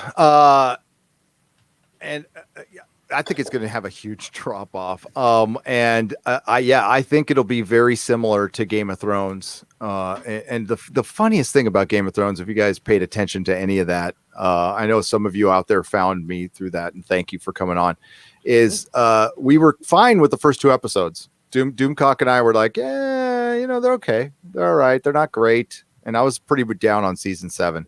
But after that 3rd episode, we were out, but we were still getting clapback, and it took a couple more episodes. So it's going to take people time to come around on this and realize that, they really, because the normies out there still think like Luke can come back. Mm-hmm. They're still like, maybe he's not dead, and they don't give it that much thought. And then when they walk out of the Rise of Skywalker after Mark Hamill has 5 minutes of screen time, maybe 10. I doubt that much. I doubt he's going to have more than 5 minutes of screen time. They're going to be pissed. Okay, this is interesting. So, The Force Awakens broke $2 billion, and I swear this was actually higher, but apparently The Last Jedi only got $1.3 billion. Yep. That's a lot lower than I actually thought. I actually thought it was closer to 2. So we might actually see it be less than $1 billion then. That's why I think 850 to 1.1 is what I think is going to happen. And if something crazy happens in their marketing campaign in the month leading up to it, that might be when it changes. But at this point, with what they're doing, which is giving people nothing to be excited Yeah, which about. is nothing. Yeah, exactly. And watch it be a hit in China. Yeah, that'd be weird though, because every film has made less. Even Solo made, so actually fun story about the numbers in China. Rogue One made more money than The Last Jedi did in China. Every film so far has made less. So Solo was made the least. It was only there 2 weeks. They pulled it out early because of how bad it was doing. I don't think it's going to do Solo numbers, but if it even does just The Last Jedi numbers, it's not going to. Yeah, only like 392 million for this is worldwide for Solo. Yeah. With Star Wars, and I've said this before, with Star Wars, with Star Trek, the jig is up. The jig is up. Access media and franchise owners, you can't hide this shit anymore. You can't hide toys not selling. You can't hide people not watching freaking Star Trek, man. Nobody is watching these short treks. Nobody even cares enough to hate them. It's so bad at this point. Okay, so Apocrypha thought. Oh, I already read. Thanks again. That was like a million years ago. Sorry. The Price is Right review for $5. Sup, Nerdrotic and awesome people. Sup, guys. Hope your nights are fantastic. And Garrett, say hey to the hilarious Steven Crowder for me. Never stop being awesome. I will. Thanks, man. Yeah, we love Crowder. I love drinking coffee out of my mug, and It's a great mug. it's a quality mug. Like if I do a mug, I will do a mug like that. That is mug inspiration right there. Innate Wisdom Bear. I'm probably innate. Oh, I got it. Innate Wisdom Bear. I'm not very innate with wisdom. For $2. I want a Rose Tico. I want a Rose Tico figure. Said no child ever. Right. Unless you're a man named EVS. Yes. JRG Projects for $5. Sorry for screwing up your name there. The only reason why Rebels was a hit was because of Ahsoka Tano, and Darth Vader literally bailed them out. Kanan would be nothing without them. If they were not in Rebels, I don't think I think it's a lot like it's a lot like Rogue One. I think you take that scene out, I feel differently about it. And the Obi-Wan Darth Maul stuff too. Yeah, I personally like Rebels, though. I think I I do would as still well. have enjoyed it without that, but it definitely made it better. That's for sure. Well, it Hands definitely down. made it feel a little bit more like Star Wars by Yeah. introducing, Tarkin in and having Vader show up, and it definitely made that link, to the original trilogy. Yeah. And Tom, that's what Tom Baker was in it too. Was in Rebels. Mhm. Did you know that? did not. The Fourth Doctor, yeah. He was the voice of the big, oh God, I'm gonna sound terrible now. The big freaking the Gray Force Oh yeah. the Force Buffalo, whatever the hell. Yeah, I know what you're talking about. Yeah, I know the EU people are "Wah!" right Yeah. now. It's like, listen, I watched it once, okay? It's a Jolie cartoon. Bindo. Yes. Isn't it like a gray Jedi or something? Yeah. He was a great Which Jedi. by the way, didn't wait a minute. Didn't Wait Freddie a sec. Prinze Jr. say Gray Jedis didn't exist? I don't know where you got that from, and I know more about the Force than you do, but wasn't that in his show? Yeah, it was also in the EU too. Yeah, I don't know what he was talking about with that. Like, Correction, Bendu. Bendu. yeah, Thank the you. The Bendu. Bendu. Thank you, guys. Yeah. So a little later, we're going to play him saying that. And I'm pretty sure the Bendu was like a gray Jedi, right? Yeah. Wasn't what they, okay. But that was the show. But he's, okay, we'll get to that. He was in a in second. that show. He was in that show. Dude, bro, dog. You Bro, totally got it bro, wrong, bro. dog, bro. Bro, let me tell you about my life, bro. Oh my God. Bro. He's taking Jello shots and hitting kegs. Shot. Yeah. Yeah. Tim Pool on point lately. Fandom Menace by proxy says North American Ham Rammer for $2. Yes. I am so behind on my Tim Pool videos. He always distanced himself from us. He thinks making too many videos is, above that. But then, he'll make He makes like 10 a day. he makes 10 videos a day about AOC or whatever her name is, which is fine. Well, he covers politics more so than entertainment. Yeah. Well, we are. I mean, that's essentially, we're trying to keep it in entertainment because we're trying to keep that shit out of entertainment. And I don't know how good of a job we're doing, but you will be the judge, crowd. Tim Jacuzzi, Collider is hot garbage for $2. You are correct, sir. And I never liked them. You know where I used to go? Midnight's Edge. That was the first place I went or started getting news, where I thought that was the most legit place I found, personally. By the way, shout out to Tom. Tom helped me on the project I'm about to announce, but we need to get to Ryan Cannell because he made this super chat forever ago. And if you want to come in a little bit, Ryan, I mean, we'll kick out Jeremy. We'll bring you in. FPJ was completely wrong. Keep me. No, we're keeping you for now. But yeah, Ryan, pop in on the chat. I was just like, go back to mute, you breaking up bastard. We like you. We like having you here. If your damn avatar was up, we can get the views. Why don't you put up Mahler's avatar? Can you do that for me? That's my idea. Always keep Mahler's picture on my stream. Yep. Totally gonna Just steal put that. on an accent, man. Well, actually. Mahler, if you're out there, we love you, man. Yes. Mahler, if you're out there when I do another live stream, you don't have to join. Just throw me your avatar, and I'm gonna put a dead account with it muted so I can get your views. Thank you. Bye. You just have to need it. Come on, man. All you need to do is just grab it from Twitter. Yeah. You just need a soundboard that says objectively and long man, you don't need a lot. No. Ryan Cannell, RK Outpost, a good San Diegan, a good muscly gentleman. FPJ was completely wrong on his take. Well, I don't think he's from San Diego, but that's all right. FPJ, that's where I saw him down there. FPJ was completely, Freddie Prinze Jr. was completely wrong on his take on the Force and balance. Shocking, I know. So, and listen, he's the man who would know. RK Outpost would know. Definitely subscribe to that channel. He does some EU stuff for Jeremy at Geeks and Gamers. He's part of the Geeks and Gamers team. And I am very proud to say that I had a little bit to do with him being on YouTube. So, I thought he had the stuff to do it. And Jeremy thought it right at the same time. It was at our meetup. And Ryan's like a solid dude.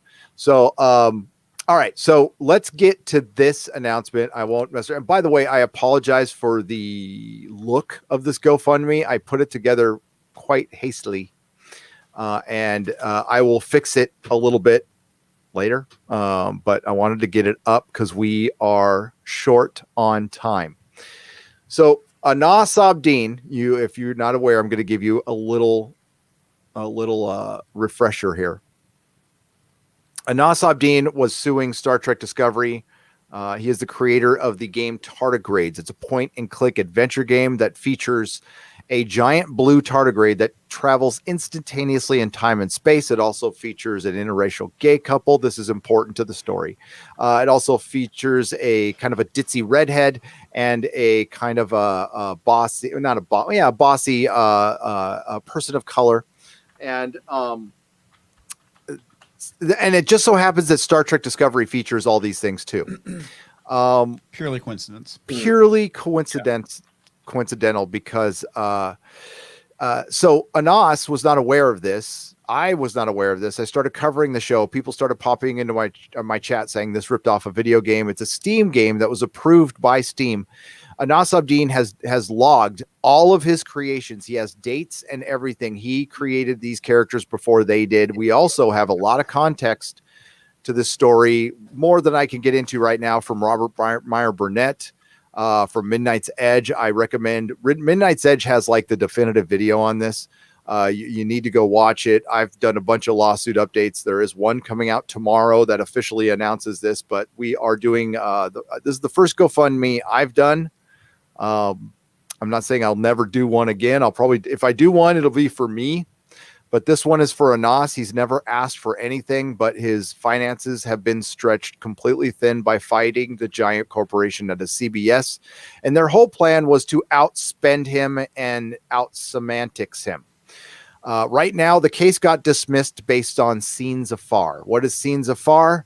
A great example of scenes afar. It's something that happens commonly within a genre. So, for instance, a Western, a gunfight is scenes afar.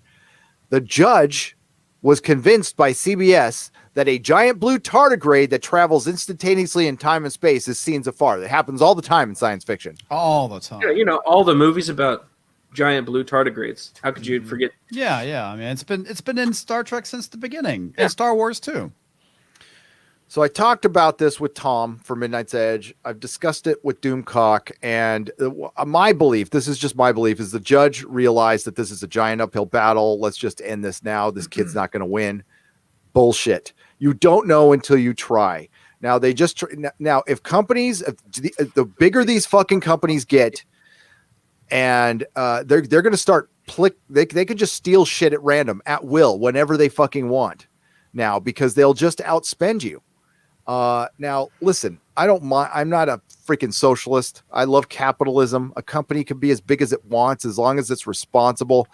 But something needs to change within these laws right now, because this doesn't protect anybody. I understand it could go bad the other way. You have willy-nilly lawsuits against companies, but there's evidence that shit can be dismissed immediately. This is different. I mean, anybody who's seen this case, mods, if you could link Anas, please search Anas ABDIN's blog. Just search. They're posting okay, the GoFundMe, good. Yeah. And there's all the details are in the GoFundMe. We need this is going to be I put 20,000 initially. Anas needs 5,000 like in 48 hours. Now I found out about this morning. Okay, or would have given you guys more time. Man, if it was closer to YouTube payday, I could certainly help him more than I can, but I'm going to put my fair share in because quite frankly, he's helped me a lot. And Anas is a friend. He reached out to me and he did it. And he had to swallow a lot of pride, and it's not a knock against him. He doesn't like asking for help. He is an Egyptian citizen. So I am handling the GoFundMe. But Tom from Midnight's Edge, he and I are both going to take point on this for now. We're going to try to get Doomcock in on it as well. And I don't know if we can. This is a giant uphill battle. I don't know if we can win, but to keep it going, he needs some money.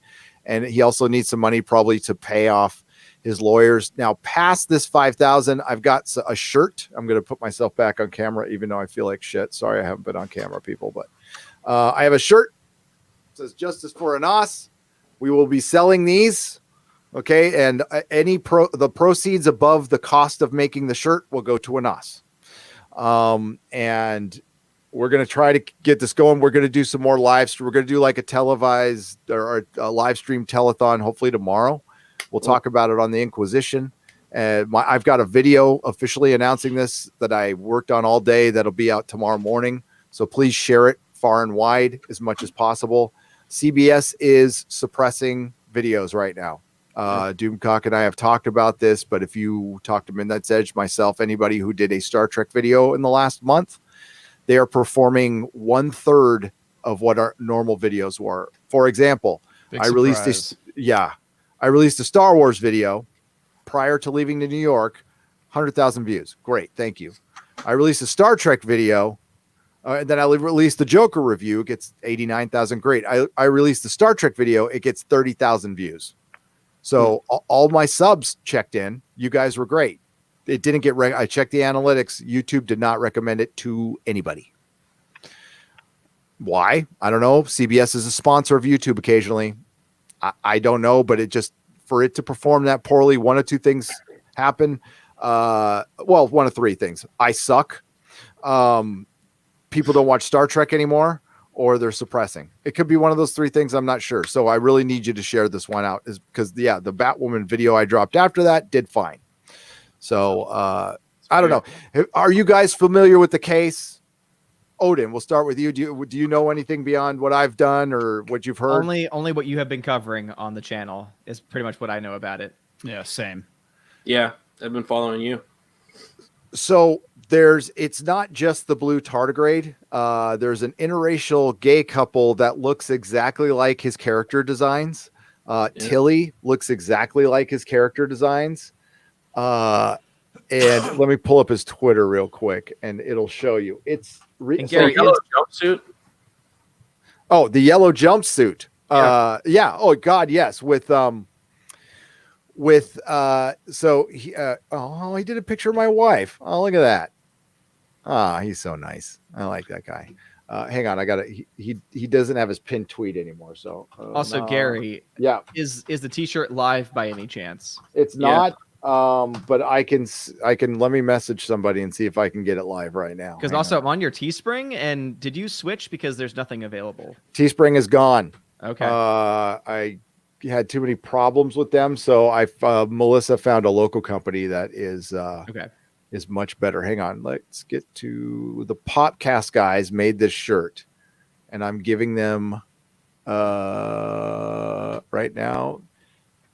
Can you make Justice for Anas live ASAP? Okay, so I've given them. Old man just speaking. You like that? Yeah. No, I was typing with like one finger too. You like that? Wait, I was supposed to. You didn't see. I do have glasses like that. I really do. Hang on. I'm trying to get, there we go. We're at an astronaut and he put up his blog, but here is an example of the fuckery that was going on with this. So I've done multiple videos, a lot of you, but if you're new to the channel, this is for you guys. If you're new, you want to see the bullshit that this is it. So we've got the tardigrade on the left. The one on the top is the one he created. The one on the bottom is the one they put in Star Trek Discovery. Stamets, who is in a chamber right there for the mycelial network, that is Carter above him. There is his lover, Aziz, who looks like Stamets' lover, Hugh Calder. Now, the worst one about this is the yellow jumpsuit, which I'll have to get a picture of. But there is a picture of Yolanda with the yellow jumpsuit, and there's a picture of Michael Burnham with like the exact same yellow jumpsuit. Yeah, which I remember seeing that. I think Anas, you should use that picture instead of these. And Natasha, of course, looks like Tilly, and their personalities match as well. So here's what I think happened, and I'm going to give you a brief rundown on this. Brian Fuller was the showrunner for Star Trek, it would have been good under his guidance.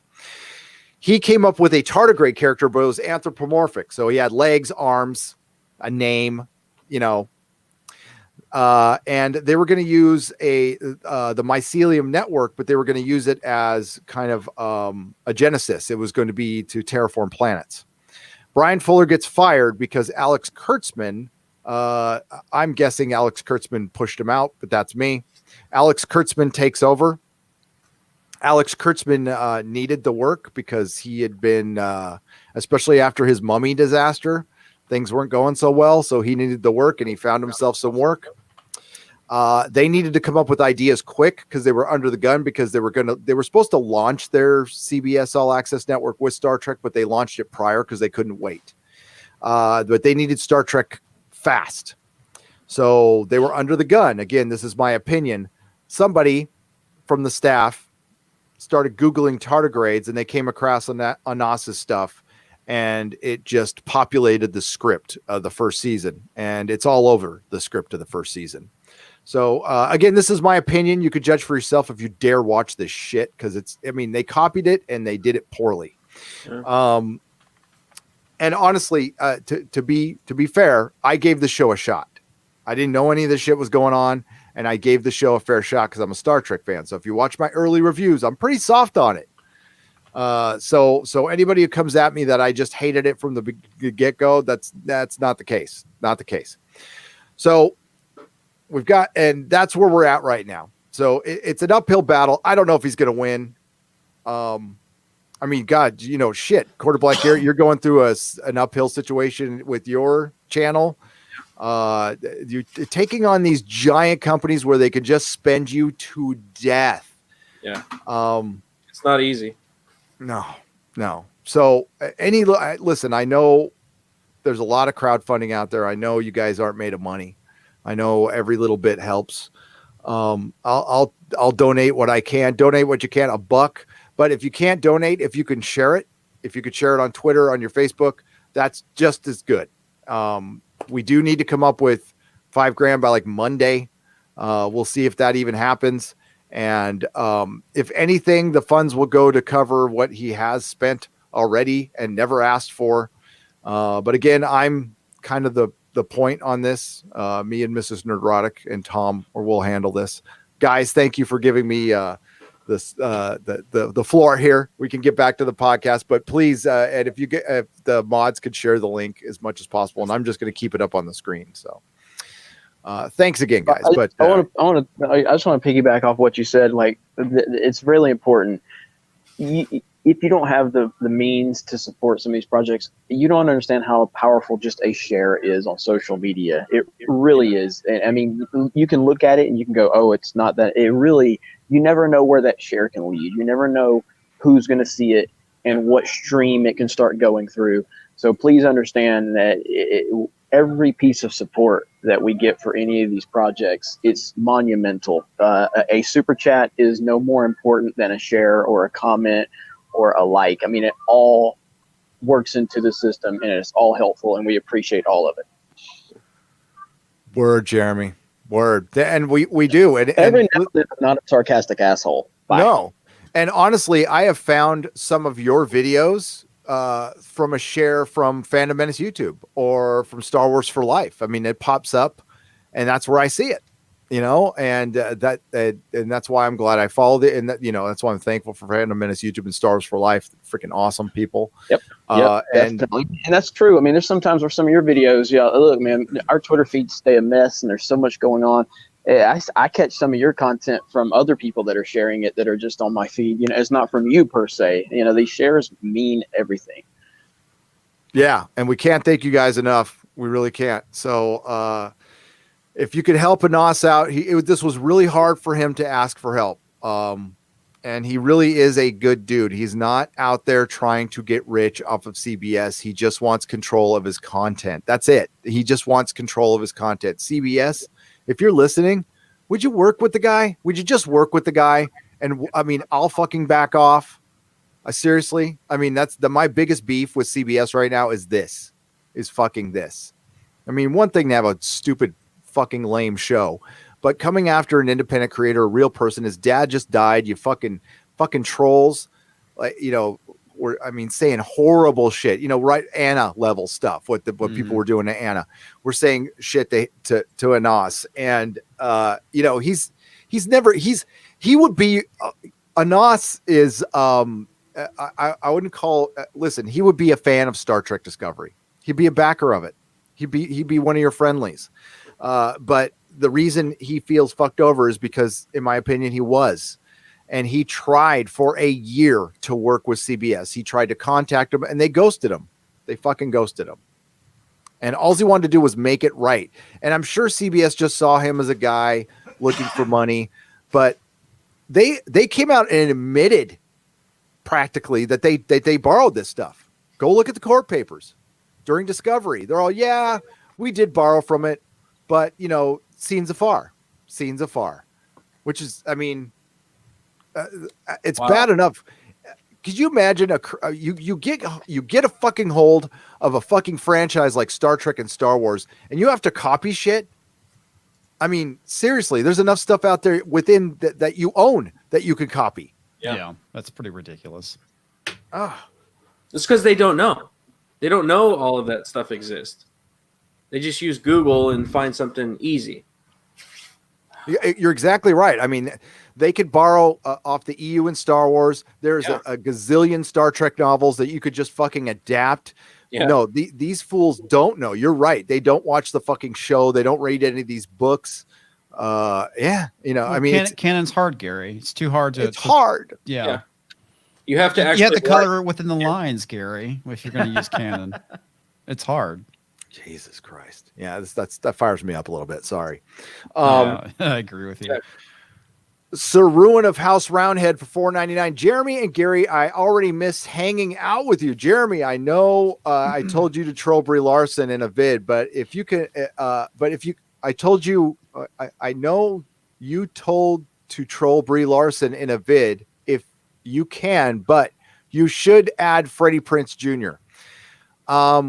Yeah, what Freddie said, and the more I think about it, what he said earlier, and that was Jeremy's video that I saw. I already took care of my light work. Freddie Prinze is my light work. Hey, I mean, if a 90 star wants to step up, it needs to be somebody a lot more relevant than Freddie Prinze. I mean, come on, you know, I need a little more competition, Freddie, and make it a little bit more of a challenge, buddy. Go back to your little hacky sack scene in She's All That or whatever that fucking movie was. Oh my god, dog! You want to go play some hacky sack, bruh? Bruh, you're beautiful, bruh. Beautiful and brave. Also, Jeremy, what are you eating right now, man? Yeah, Reese cups. Oh, better than candy corn. Better than candy. Well, they are better than candy corn. Yes, it's much better. It's much better. Who's got a thing against candy corn? It doesn't take a lot. Candy corn is disgusting. Candy corn is sugar. It's just sugar. If you don't like candy corn, you don't like sugar. You hypocrites. Yeah, I like candy corn. And I also like pineapple on my pizza. Fuck everybody. Oh, no. I can't defend you there, man. Pineapple I'm right there with you, Gary. I actually do like pineapple on my pizza. There you go. It's a California thing. Yeah. You're going too far. I can't follow. I can't either. Unsub pineapple on pizza. Likes pineapple on pizza. Dislike. Jake CB for $2 says Sabrina's a dumpster fire in which you can't look away. I did rather quickly though, Jake. Yeah. It was. You click back and you get out of it. Hey, Gary, refresh the Anas page. Oh, what did I do? I will refresh it. Let's get it. God, duh. Sorry. Hit the refresh button on your browser. Wow. Fuck. Whoa, you guys rock. What the hell? Yeah. Oh, you guys are awesome. You guys fucking rule. Look at that. Holy shit, people. There's a donation from Michael Jackson. Michael Jackson? Here's $25. Jamona. Listen, I gotta say, man, I'm pretty convinced that he didn't do anything, man. I was pretty convinced before, but I think Razor Fist turned me on that one. You watched the Razor Fist videos? Yeah, it's really good. Those are pretty well thought out and got a lot of facts. Yep. It's hard to deny. Now, I don't agree with him on Joker. Apparently, he didn't like Joker very much. But, Yeah, I saw that too. I was like, oh, you lost me, Razor. but I do like Razor. He's a good guy. Oh, look at that, man. You guys are great. I'm so impressed with you right now. Not that I'm always impressed with you guys. Thank you so much. 14 Barber for $2. British food has improved, but generally cack. Listen, it might have, but the first meal I had, and Mrs. Nerdrotic could attest to this, we got off the plane, got off the tube, really excited to get there. I'm like, and then Mrs. Nerdrotic warned me about the food. I'm like, they can't fuck up a BLT. And you fucked up a BLT, man. Surely. What? No fish and chips? It's the national dish. I don't like seafood. But yeah, bacon. You live in San Francisco, Yeah. Gary. You live in San Francisco. What Fish is that? tacos? Yeah, I like tacos. Fish tacos? Yeah, fish Yeah, I mean, tacos. I like the battered fish, but that's it. Like, I won't go beyond That's that. what fish and chips is, man. It's like Exactly. I know, but I didn't go for it first because it's not my favorite thing in the world, and I hate anything beyond that, though. But I mean, like, we're talking kid. I'll eat. It's kids menu. Jeremy is when it comes to fish. Okay. All right, it's got to be the breaded fish, or I will not touch it. We'll have And to yet- go to New Orleans, and I'll help you out, man. We'll get some crawfish. No, Delicious no, crawfish. Oh, trust me. no. And we'll do No. some char grilled oysters. Trust me. I will starve to death before I eat that shit. Trust me. Odin took me to get some oysters. It was good. No way. Yeah. No way. It's literally butter and cheese. Yeah, they were good, and I'm very picky. I'm Yeah. a very picky eater. Oh, I know how picky you are. I do. Yeah, kids menu, Jeremy. I mean, there's a reason. Is there a Twitter account for that yet? Not yet, but there needs to be. There needs to be. What did you have at that restaurant we ate at New York with EBS? Chicken parmesan. That Okay. was about the most basic Oh, thing that's a I good could. thing, though. But that's the only like. Everything else was real fancy smancy. Oh, BS. that restaurant was good. Oh my Yeah, god. What kind of restaurant doesn't have chicken fingers? Get the hell out of here, man. You know, like you want to really impress me, give me some chicken fingers. What was the restaurant y'all went to? Some It was, fancy place. Nona Boba or something like that. Here's how it went. Okay, I lived there for 4 years. So. we're at Comic-Con with Cecil, and Cecil's like, "Oh, I know where we're at. I'm gonna show you." And so Cecil just blindly walks us all through New York until we stumble across a random restaurant. He had no clue where we were, so we randomly ended up in this really nice restaurant. So it was. Cecil is love. Cecil is life. I still think it's pretty funny that he got a picture with Mark Wade. It was great. That was good. That was That Taking was the video. hilarious. Did he troll? Did he troll him at all? No, I mean he just chased him down and got the picture, and then I chased him down to record it. So I got the video. I recorded video of the whole situation happening. Well, because he was recording a video at first too. Let's see, hang on. It was Casa Nana. Is that what it's called? Casa Nona or something. Casa Yeah, Nona. Casa Nona. Yeah. He's in the chat right now talking about it. So It was waffles good. and chicken fingers. Yes, if they would have had waffles and chicken fingers, I would have been a lot more impressed.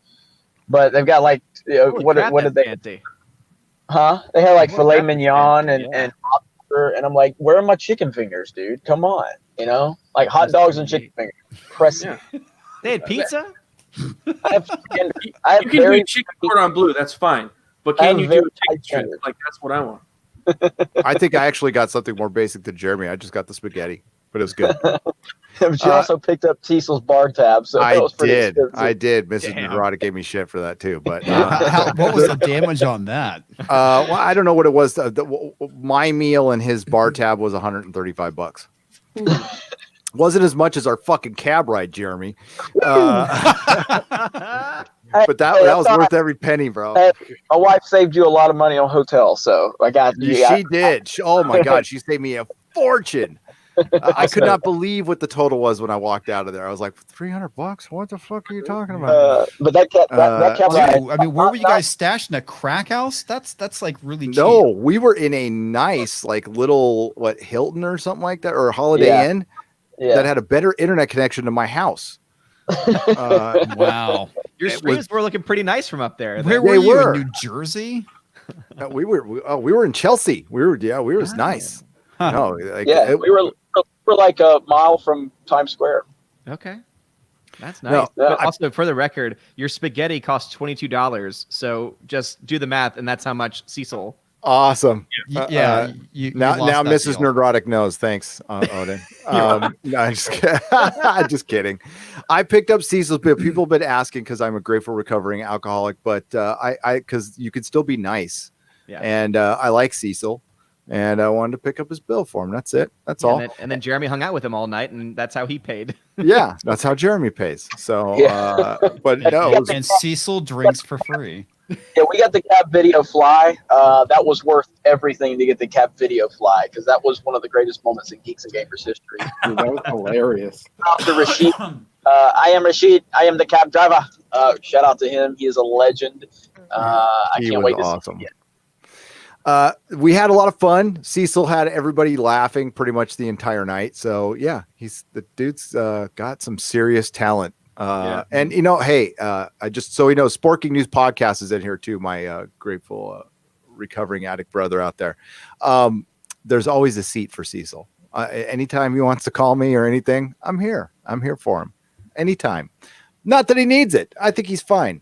Yeah. All right, let's Also, get back to. Before you move on, I do have Yeah. to go because I have family in, and they're staying with us. I don't and care. Tell I your don't family wanna- to wait. I'm sorry, I can't. But They're they're always staring bailing at out him. on Friday night They're time. staring at I him. can't have my grandmom hearing all the things I'm saying at night. Okay. Get Grammy on. Let's get Grammy on. Come on. Okay. Press F in the chat if you want Grammy on. Let's go.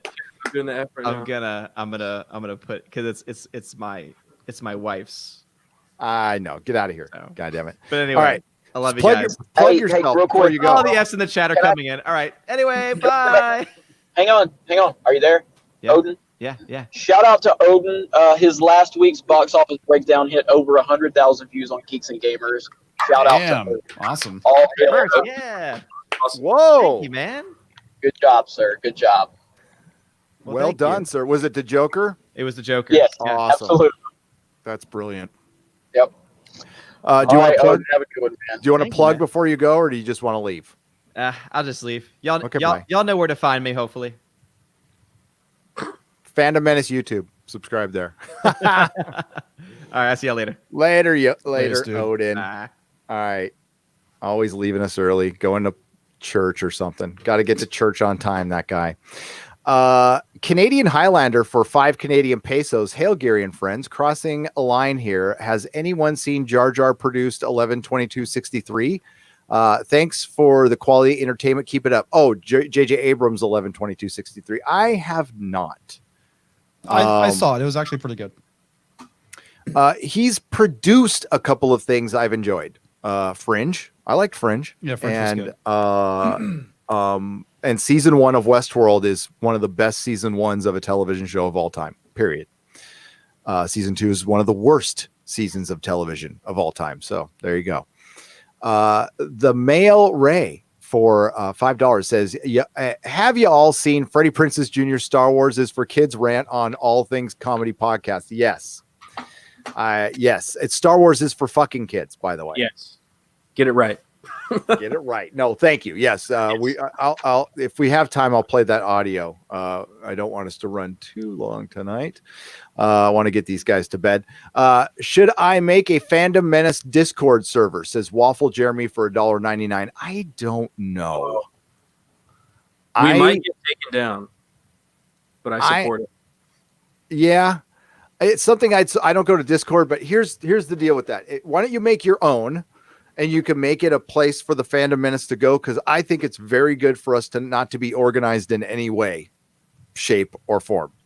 I think so too. That's great because that's the thing about the Fandom Menace is that there is no structure to it. There's no leadership. There's no real, kind of structure in terms of communication. We don't have a hub.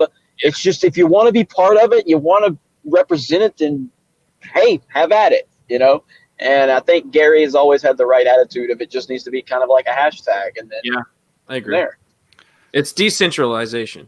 Yeah. You don't have one spot to look to and be like, the people on Discord are evil and they're all the Fandom Menace. Take them down. It's kind of one spot. It kind of sucks. Be nice to have a place where we could all kind of hang out Yeah. and send memes, but Hey, but we have Twitter for that. We Uh-huh. do. Yeah. But Waffle Jeremy, that's no, it's very nice of you to offer that, and that's not me telling you not to do it either. I mean, if you want to do it, like, dude, do whatever. We don't gatekeep here. Probably the best way of doing it would be just to create your own Discord and don't call it Fandom Menace, but if other Fandom Menace, participants want to join, by all means do so. But yeah, I mean, there's nothing wrong with having a Discord server, but I wouldn't, associate it with the Fandom Menace. Yeah, if it's a place where the Fandom Menace goes. You can say that's our people who associate with the hashtag loosely. Sure, why not, Waffle Jeremy? Yeah, I don't want to sound like I'm shutting you down or anything, because like you could do whatever you want. Don't listen to me.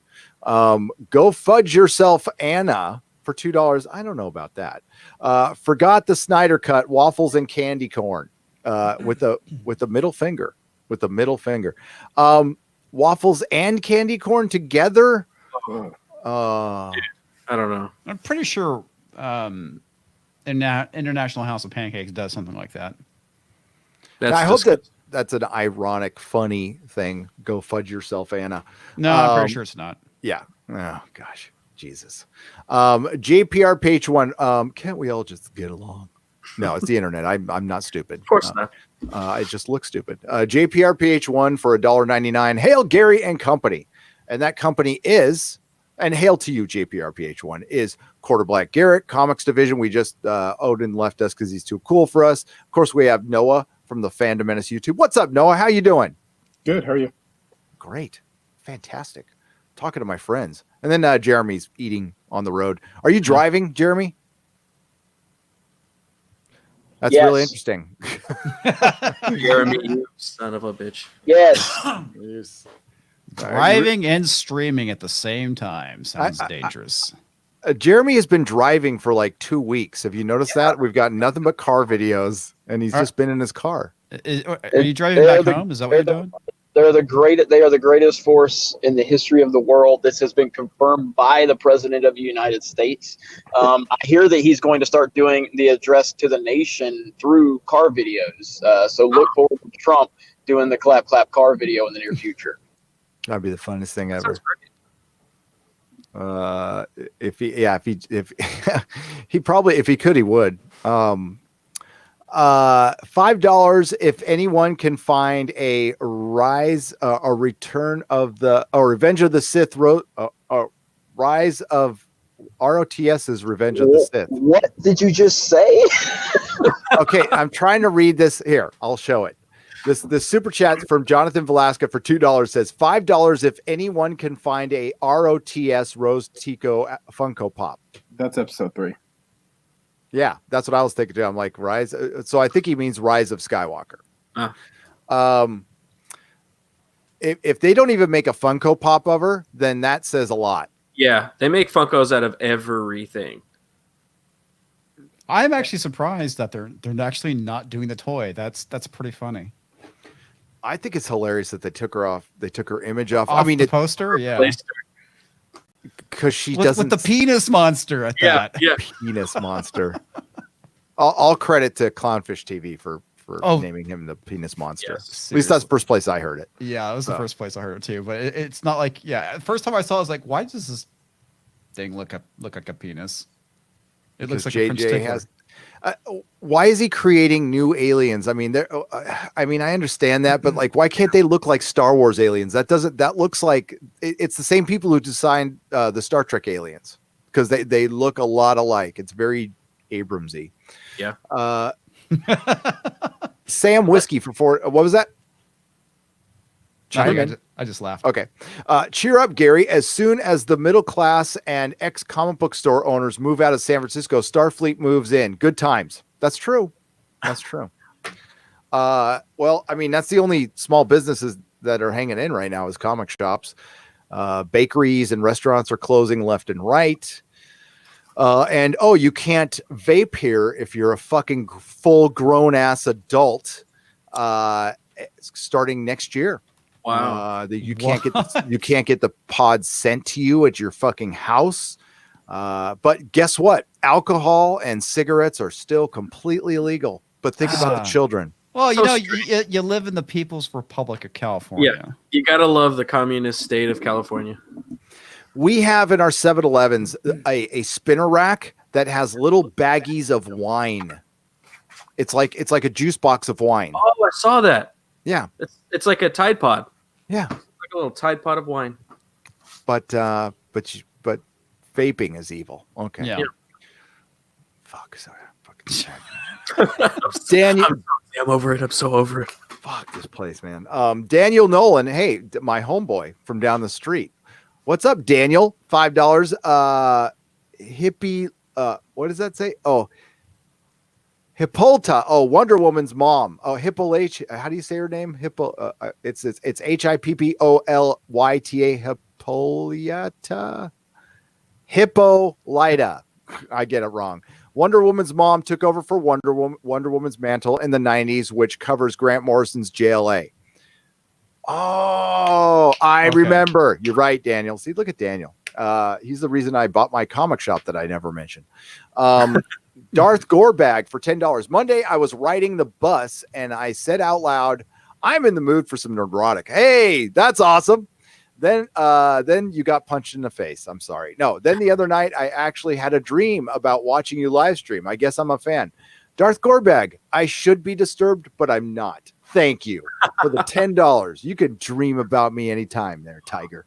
Whoa, buddy. Whoa. Yeah, that's real toxic. And Is it I don't know if I toxic? could, it hurts me to hear that. Well, I'm sorry. I was born that way, baby. How is the Fandom Menace harassing anyone when you have to search and click on the video in order to be harassed, says Max Santiago for $5. Exactly. You clicked on my face. Right. Yeah, Max, that's a very good question. And that's logic. So you're bringing logic into an argument where they don't expect any. Remember, words is violence. That's Yes. why it's harassment. King Arcurus for $2. Hey, Gary, heard you had a comic shop. That's crazy. Yeah, I know, right? Right. heard that too. Absolutely nuts. Gil Yesh for 500 yen. Cheers, Gary. Love your content and couldn't super chat before. I'm on a travel in Japan, bracing for the storm. So here are some shekels for your coffee. Well, thank you. And yeah, don't blow away in the storm. There's a storm coming to Japan. That's awesome that you're there. Yeah. I want to go to Japan. Yeah, my wife went. She said it was pretty great. Oh wow, look at that, guys. That's amazing. Nice jump.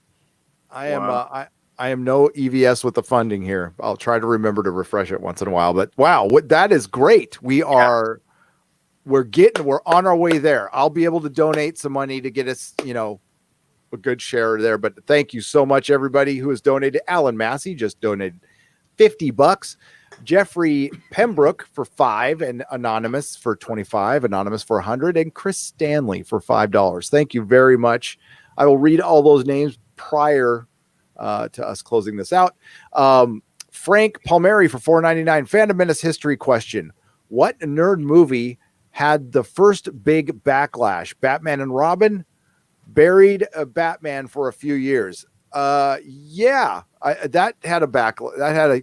That was 100% backlash, though. I don't think there was any. Jeremy's back, by the way. Oh, hey, okay. I'm sorry. Yes. It looks like he had the drop. There he is. Hey, he's got his picture back too. There we go. Hey. All right, that's all fine. There you go. Good job. That's all right. Batman and Robin's backlash was swift. And yeah, it did kill the franchise. It was just that movie was awful. It was. Yeah, that movie was terrible. Bat nipples, man. Bat nipples. Bat nipples. But it didn't kill the superhero genre. Everybody said that was it, and I was convinced it was I think it killed it for a while. It killed it for DC. So I can't remember who said this. I think it was Eric D. July, maybe. I can't remember. But somebody was saying that there's like a transition. So think about the 90s were DC because they did Batman at the end of the 80s. Batman came out and it was huge, and then they continued with Batman throughout. So it was kind of the DC thing, and Marvel really wasn't doing anything. Then early 2000s was Marvel because they came out with X-Men, Spider-Man, They had the top on it, and then it switched to Batman again because the Nolan movies came out, and then it was all about DC. Then it was all about Marvel because then right after that it came up with Robert Downey Jr. And then we've had 10 years of that. So maybe Joker just came out. Maybe it's a catalyst to kind of switch it back to DC. I think it is. Possibly. I think, but the problem is, it's swinging it in a direction. I don't know if any other superhero, like I heard rumors of a Two-Face, like nobody, listen, it's going to work with the Joker once. Anything else will be a very poor imitation. And honestly, I don't think I'm stating the obvious here. That's what I do on YouTube. Logan brought us to this. Yeah. So Fox to me was, they got this second wave of superhero stuff going with Deadpool and Logan because when you fall that hard and you have this franchise, it forces you to reinvent. You know what they did? They just said, here, take some money, give it to some creative people, leave them alone. And when they left them alone, we got something good. Same thing with Joker. Yeah, absolutely. There was one series he did leave out, which is Blade. And I have to agree with Stephen Yeah, Miller. I think true. Blade is what brought the superhero genre back. Now, as far as like, can DC succeed with another standalone like Joker? I don't know, man. I kind of feel like Joker was lightning in a bottle. Yeah, I'm thinking maybe it won't start a whole trend of that style, but at least just a revival of DC movies being good. Because I don't know if you saw Shazam. That was a good movie. Yeah, I did. I thought it was great. I thought that movie was great. So that movie was good, and Joker. So maybe they're trying to turn, and then maybe people just kind of go, okay, well, Endgame just happened, so I'm kind of getting off of that ship. What's DC doing? Maybe they might come up with something good. But then I say that, then we get Birds of Prey. So Birds of Prey. You know. Oh my god, that trailer! Holy fucking shit! It's hot garbage. So Yeah, you want to boycott a movie, boycott. Do not see Birds of Prey. That is the first official SJW movie. that movie looks Just don't see it. I honestly, I don't know if I'll even review it. I have no desire. It just looks terrible. Where is Dave Cullen? He needs to be here too, says Evan S. for $1.99. Evan, were you sending me emails? Yes. I tried to Skype him when I was when he was traveling here, and then I got sidetracked. I love Dave Cullen. I freaking love. I'm a huge fan of him, and I have not talked to him yet since he hasn't been on the show. We should, I'll reach out to him. I've got his Skype, and I'll ping him. And he's had his trouble with YouTube, but I like what he's doing. I love what that guy's doing, and he's really spot on with Star Trek. And I think he's Fandom Menace. I don't think he'd ever say that, but he is in mind. Yeah. And I don't want to speak for him. We got to think about Dave. Ginger side is a real thing. We just had it again with Poison Ivy. He's literally in danger. What did they do to Poison Ivy? Didn't they cast Rihanna? Yeah. Yeah. Wow, are you serious? That's hilarious. Yeah. Somebody that is not an actor. And anytime she has done acting, it is horrible.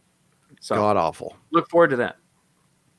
Hey, Disney and CBS, if you're watching, yes, Star Wars and Star Trek now sucks because of you. Hail the Fandom Menace. Thank you, Judah Khan, for $5. Yes, we actually had nothing to do with it.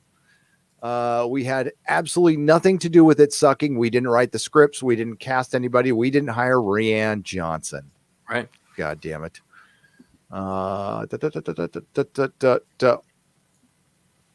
Wow. Hang on. I just lost my spot.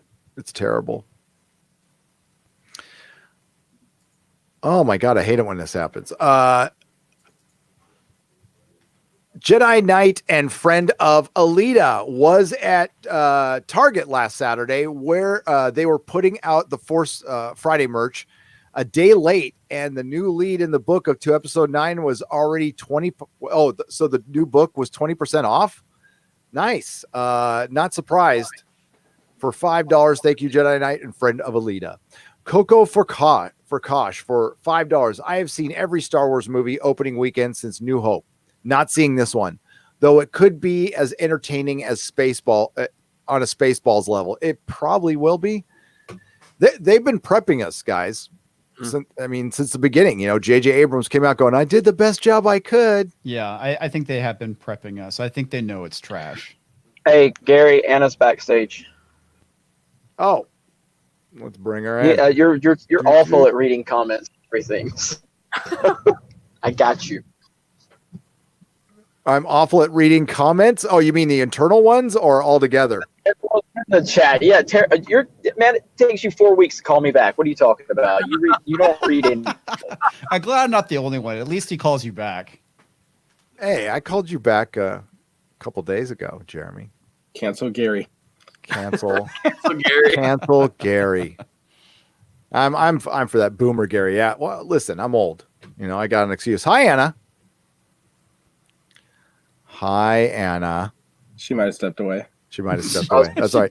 She probably left like an hour ago. Max, he just joined backstage. I don't know why. So it's not just me that can't hear her. So it's everybody. No, it's everybody. Kick Anna. Bald Eagle 1787 for $5. The Star Wars galaxy needs to be swallowed by a black hole, never to be seen again. Best ending ever, and it dies with what little dignity it has left. Basically a wet fart. Yeah, easily. Josh Thompson donates $20, but has nothing to say. Well, thank you for the donation, Josh. I greatly appreciate it. And hail to you, sir. Anna, you there? Anna? Yes, I came back. Hey. Hello. She got tired of waiting. Yeah. Sorry. No, my dog decided to come in here, and she makes a lot of noise. So It's because we don't like girls. That's why. Oh, did you guys know today is National Girls Day? Oh. Or like how they have like National Women's Day. It's National Girls Day. I found out because I had to get an email to let me know that I had representation today. Oh, did that make you feel better? Okay. I got a whole lesson about how at the age of 5, I had a gap on the things I was allowed to dream about because I'm a girl. Oh, and so Mattel is going to come in and save us with a GoFundMe so that way all the little girls can continue to dream past the age of 5. Oh, that's it's great. Fascinating. Hey, did you know you could play Monopoly now? You weren't able to play Monopoly before, so. Yeah. I know. Apparently, it's Miss Monopoly. It's like, did they not understand? Like, Pac-Man did this years ago with Miss Pac-Man. Yeah. But yeah, I saw that picture. She sent it to me. I was like, oh my gosh, this is cringe. Yeah, so I'm working on that video right now. It's the more I read it, it's like I didn't think my head could explode anymore. And then I read more, and I'm like, oh, this hurts. Then another day happens. Yeah. There's no shortage of content at all. No, I have a long list in front of me of all the things I need to get done. Jeez, it's too much. I don't know who did this. Then there was those. Was it Hasbro or Mattel that did those dolls that can be Hasbro. Mattel. That is Mattel. Was that Mattel? Yeah, it's Barbie. Yes. It's Mattel. I covered it. I have been a huge supporter of Mattel since I was a kid. I'm a diehard Barbie fan, and that broke me. Wow. Talk about pushing an agenda now with toys. Oh, Yeah. no kidding. Right to kids. Directly to kids.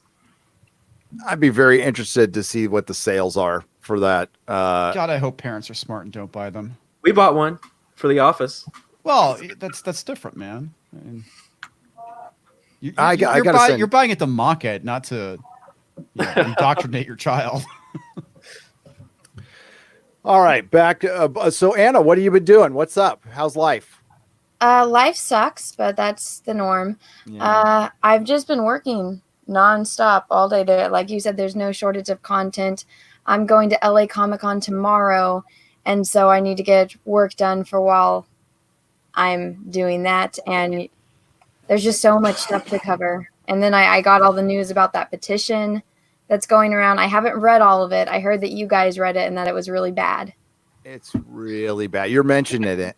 I heard that. Yeah. I was sent a lot of screenshots of that, but I want to just do either a video or a stream where I react to it, so you get my initial response to it. Yeah, headaches. I'll hold back. Yeah, just be ready. People suck. Well, except for the Fandom Menace, which is a loose group of individuals. Mazamante for £5 says, "Hail Gary, why don't we hold our own Oscars? The waffles, the nerds.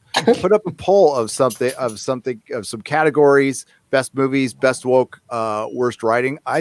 That'd be kind of fun if we did our own award show. If we can like get the geeks and gamers people and all the Fandom Menace together and do some, cheesy award show and maybe for charity or something. That might be a good idea. Yeah. I like that idea. Mazamante, you will get credit. Drackles 6 for $5. Episode 9's ending. Don't put Roman numerals up. I can't read them for shit.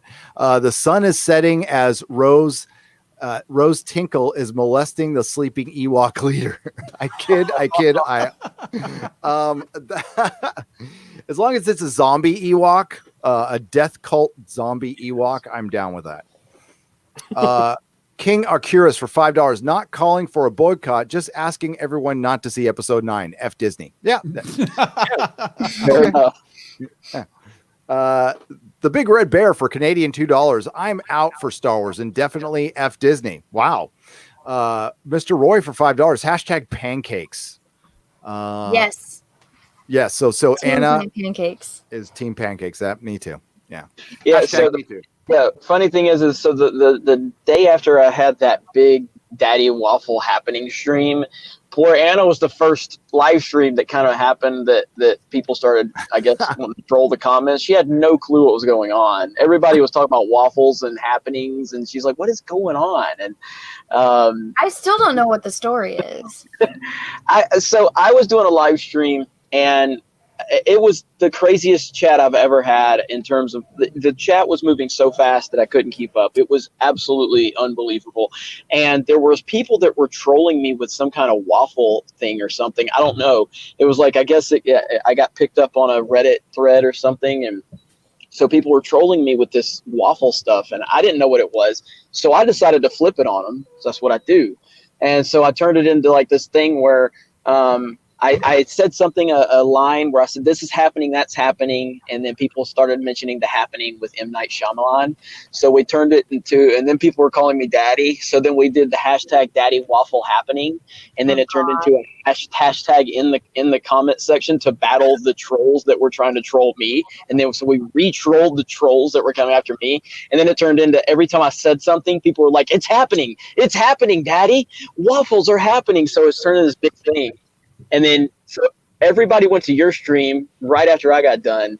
And then you didn't understand what was going on, but then you just basically said that you liked pancakes. So then people started hashtagging you to me. They were sending like tweets to me. They're like, "Mommy waffle" or "Mommy pancake happening." And then my God. and they were saying "Daddy waffle happening" for me. I'm like, you got to come up with some stupid stuff. So yeah, that's the backstory of it. The internet's a beautiful, strange place. I love stuff like that.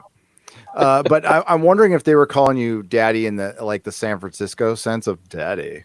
Daddy bear. I'm not sure. I mean, seriously, I've had some pretty good streams over the past couple of years, but the chat was moving so fast I couldn't keep up with it. And again, I guess it got picked up on somebody like, "Oh, go troll this asshole who's streaming," and there was just like all these people. And so then we flipped it on them, and it turned into this big battle between the chat that was always there for me to watch me versus these people who were trolling me. And we completely flipped it to our advantage. So good job, geeks and gamers. Legendary. That's why live streams are better than TV. I'd agree. Oh God, yeah. I should live stream more, but I don't know. You should. You used to. Yeah. We need some more geeks and gamers highlights.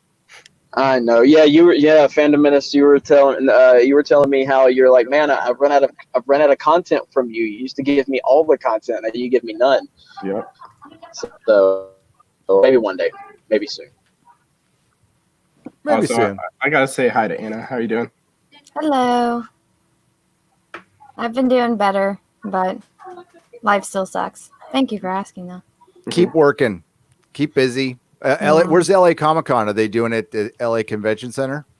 I have no idea. I haven't even looked at my GPS. I'm taking one thing at a time. I have a list of 7 videos I have to make, and then I'm cosplaying at this, so I have to get into costume, and then drive to LA, and then find parking and do all that. So if I think about that too much and like where it is in LA, it's going to stress me out just thinking of that, like driving in that chaos. So I'm going to hold that off until I leave the house, and I'll deal with that when I get there. Yeah, just follow the When GPS. when have you slept last, Anna? I slept for about an hour and a half around 11 a.m. Because you messaged me like 7 o'clock in the morning. Oh, no, I And, did like 8 hours of live streaming yesterday, and I couldn't fall asleep. And then finally I stopped live streaming at maybe 5:40 in the morning, and then I couldn't fall asleep until Jeez. after 11 a.m. And then I woke up a little after noon.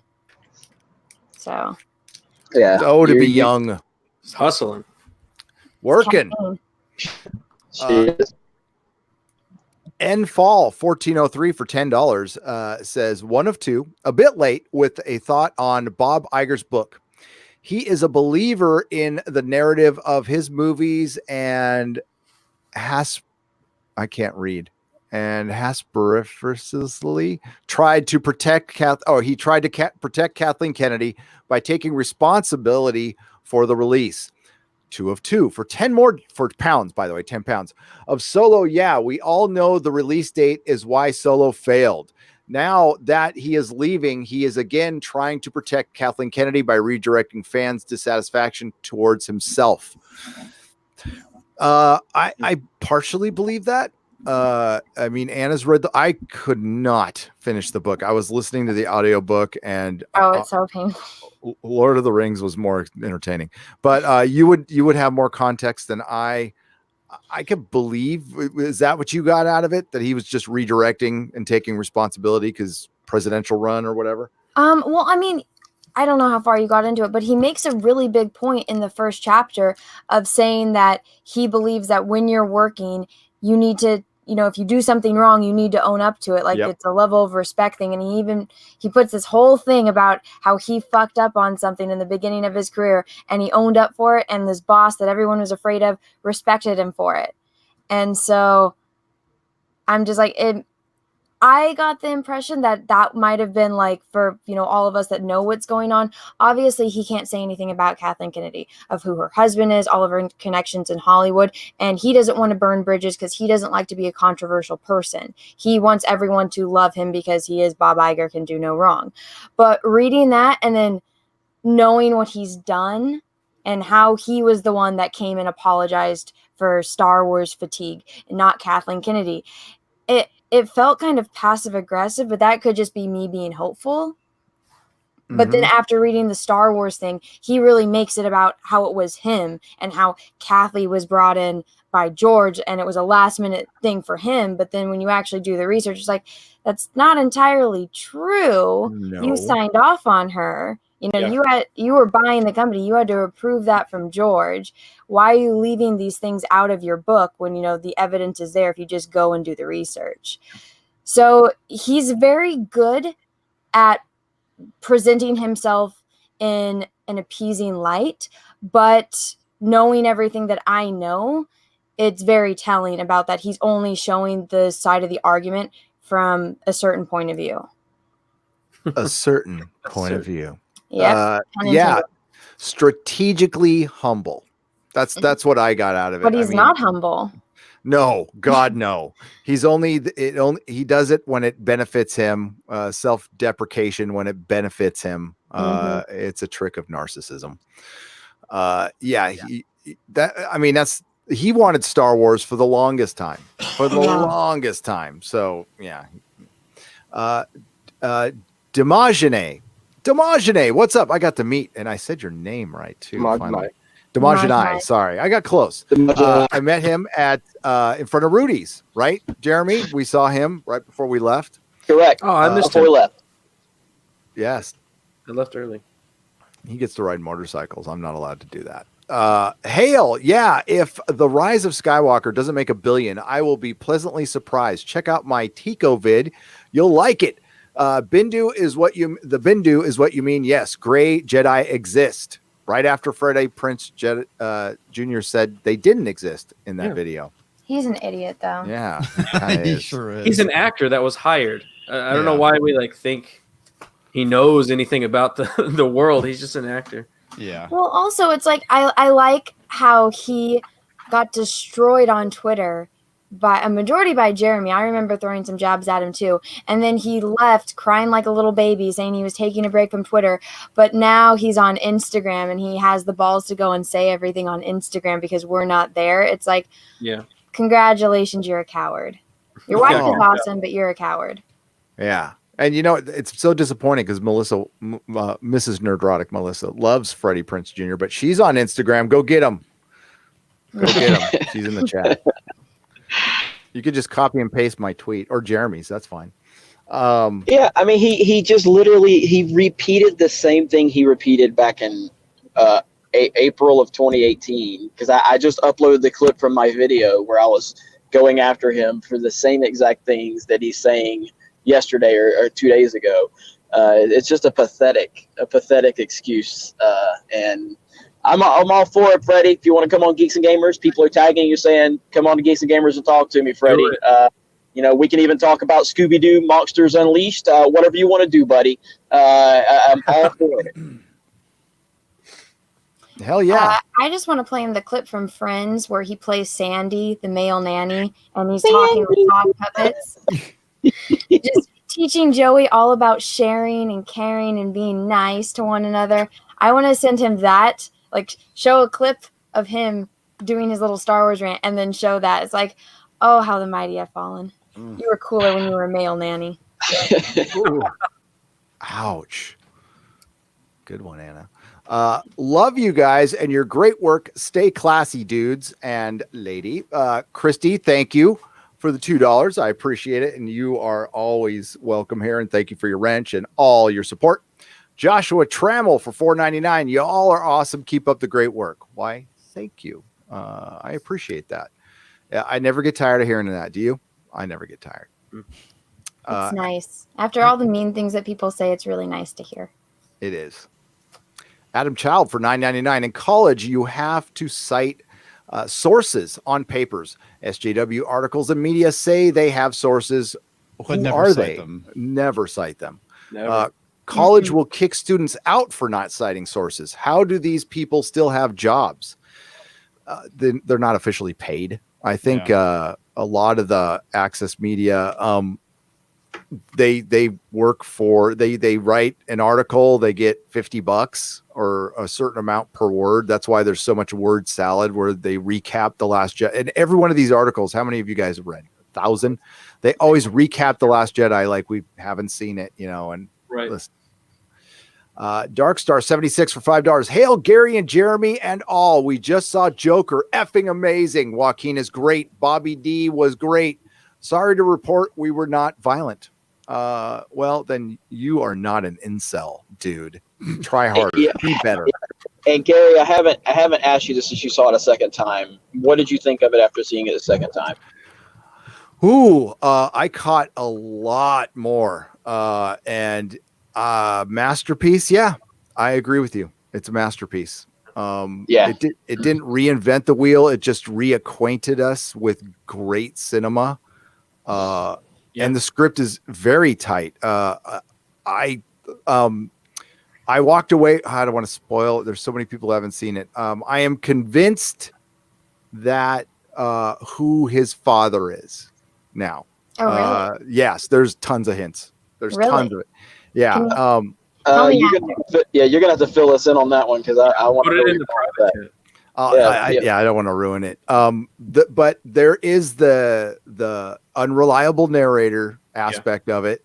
Doomcock went over it pretty damn well in his video. And, listen, I agree with Doomcock on most things, but not with his, what he surmised what the ending was. We'll just say that. So if you've seen Dewcock video, you know what I'm talking about. It's very hard to have delusions within delusions within delusions. I bored Mrs. Nerdrotic with this yesterday. She liked it a lot, by the way. So, she wants to see it a second time, and I saw it a second time, and I already loved it the first time. But yeah, after seeing it a second time, I picked up on more, and it is truly a masterpiece. And I think I need to see it again. It's that type of movie that you need to see this multiple times because there is layers upon layers. Mm-hmm. I watched the breakdown. Todd Phillips did a breakdown of just the opening scenes, and the detail that he puts in just the opening scene alone is way more detailed than anybody else on making movies today. So I think that's why it's so good, is that it's just a good movie. Like, it's not, I don't even know if it's an amazing ground. Like you said, like, it's not breaking any new ground. It's just making a good film. Like, and that's what we're just so thirsty for good film. Yeah. And that's almost breaking new ground in 2019 of True, just like making a great film without any political, overarching narratives and a great cohesive story. Yeah, exactly. So unfortunately, it's not breaking any ground in terms of like what we've come to know with film, but in recent memory, it kind of is breaking new ground, and that's where we're at. And I know there's a guy in the comments saying it's basically falling down. I've said the exact same thing. I said it's basically Taxi Driver with makeup, but it's still a good movie. Just because another film has done it before doesn't mean that this movie can't be good because it has the same themes. And a lot of it is that this is actually solid filmmaking. And like I said before, I thought this was going to be 2019 trash. I didn't like the makeup because to me, the Joker is one of my favorite villains, and he doesn't need an origin story. But this movie actually does work. Yeah. And I really caught, I won't say the specific scene, I don't want to spoil, but there's a moment where Joaquin becomes the Joker. Yeah. And oh God, it's good. It's a slow burn, and the last 20 minutes are phenomenal. Just so in like a week or so, we can start talking spoilers. I think everybody will have seen it, but damn it, I freaking spoiled something for my Patreon today. Sorry. I just got a little too verbose. Hail Gary and Jeremy and all. Oh wait, I just said that one. So yeah, Kermit the Log for $2 says, "Hail Nerdrotic from an SF native frog." Well, there you go. 415, yo, 415. Sorry, you're a native. No natives live here anymore, Kermit the Log. As a matter of fact, I'm probably considered more of a San Franciscan than most. I've been here for 18 years now. God, I can't believe it's been that long. I really want to go home. Back to I San miss Diego. it so much. It's not what it was. I know, but I miss it too. I miss my favorite donut place. I miss Bart. Well, I miss the convenience of Bart and the metro. I miss the parks. The people, they can go avoid that, but I don't know. I miss the nice lady that was at the little corner mom and pop grocery store that would always say hi to me, and she always knew what my favorite apple juice was, and she would always text me when they got it back in stock. I miss her. Just the little things. Yeah, I mean, it does. The little grocery stores. We have a corner market near my house. I love those things. I mean, I don't buy produce from them, but I mean, everything else is fine. Gary and Jeremy, y'all are awesome listening while driving to In-N-Out. He's probably had it by now.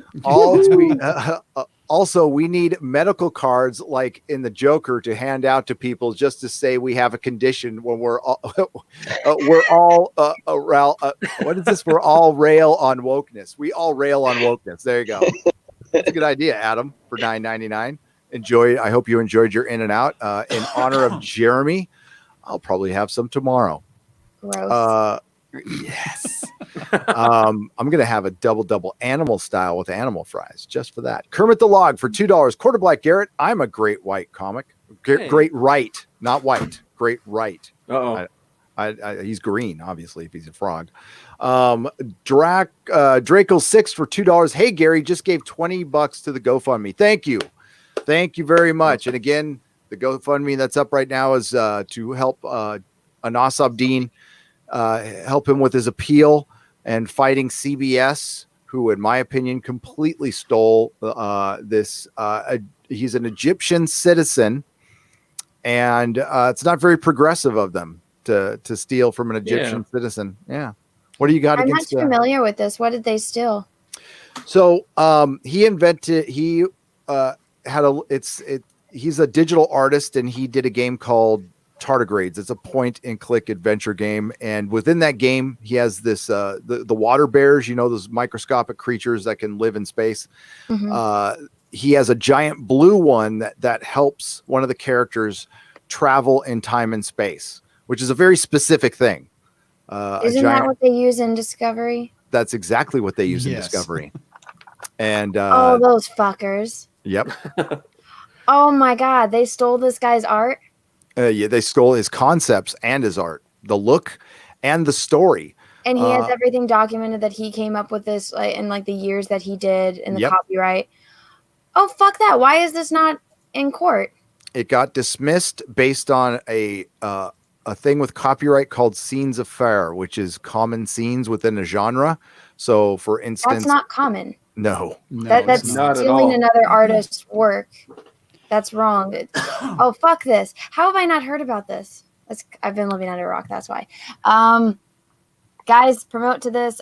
We need to get more attention on this. This is insanely fucked up. As an artist myself, it is insanely frustrating when you put your heart and soul into something, and then somebody that has more money and, the more lawyers that work for them just kind of, push you to the side, take you for, everything that you work so hard for, and use it, and there's nothing you can do. This, oh my God. Yeah.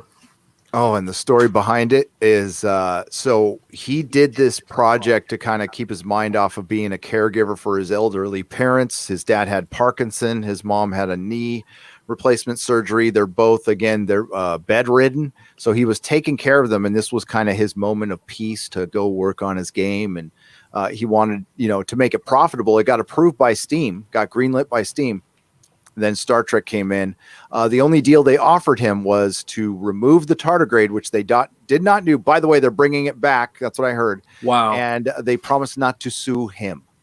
That's not to sue him. Yeah. What the fuck? What? They stole his intellectual property, and they are going to have the audacity to say, "Oh, we're going to steal this from you, but oh, don't worry, we're not going to sue you." And it's like, what the fuck? You came to and took this guy's shit, and then you're what? Yeah. I will send you this all is the the problem information. with corporatism. That it's whoever has the biggest pockets basically It really wins. is. Yeah. Yeah. Does how do you pronounce his name? Anas ABDIN. Anas. Does he speak English? He does.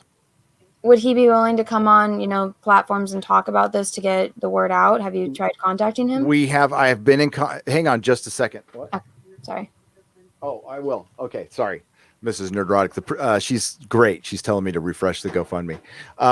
Sorry about that, Anna. Yes. So he's shy. He hasn't talked to any of us directly, but we are going to try to get him on. I'm in direct. And if you want to get him on, I will work that out. Absolutely. The more people knowing, the better. So if you can make a video, do whatever, I will give you all the information. It would be greatly appreciated. He is genuinely a good person. I wouldn't lie to you guys on this. So, and I've had a lot of conversations with him, and this is killing him right now. It's killing him to ask for help. So yeah, he's got a Twitter account. So real quick, while I got a decent signal, Gary, if you want to make something for Geeks and Gamers on this, since you're far more versed on it, feel free to do it, man. Send it to me. Done. It'll be done. Yeah, I mean, this guy needs all the help and support he can get, because what they're doing him is fundamentally wrong.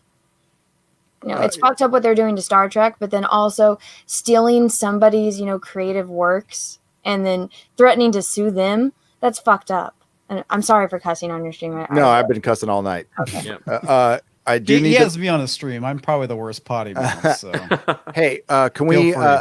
Everybody who's donated so far, thank you so much. Mark Lawrence just donated $1,000. Wow. damn, that's Dude, amazing. Badass. Dude. That is Huge badass. Thank you, Mark. Mark, please, and everybody who's donated, I wish I could give you something all back. I really wish I could. But Mark, please email me at gary@nerdrotic.com.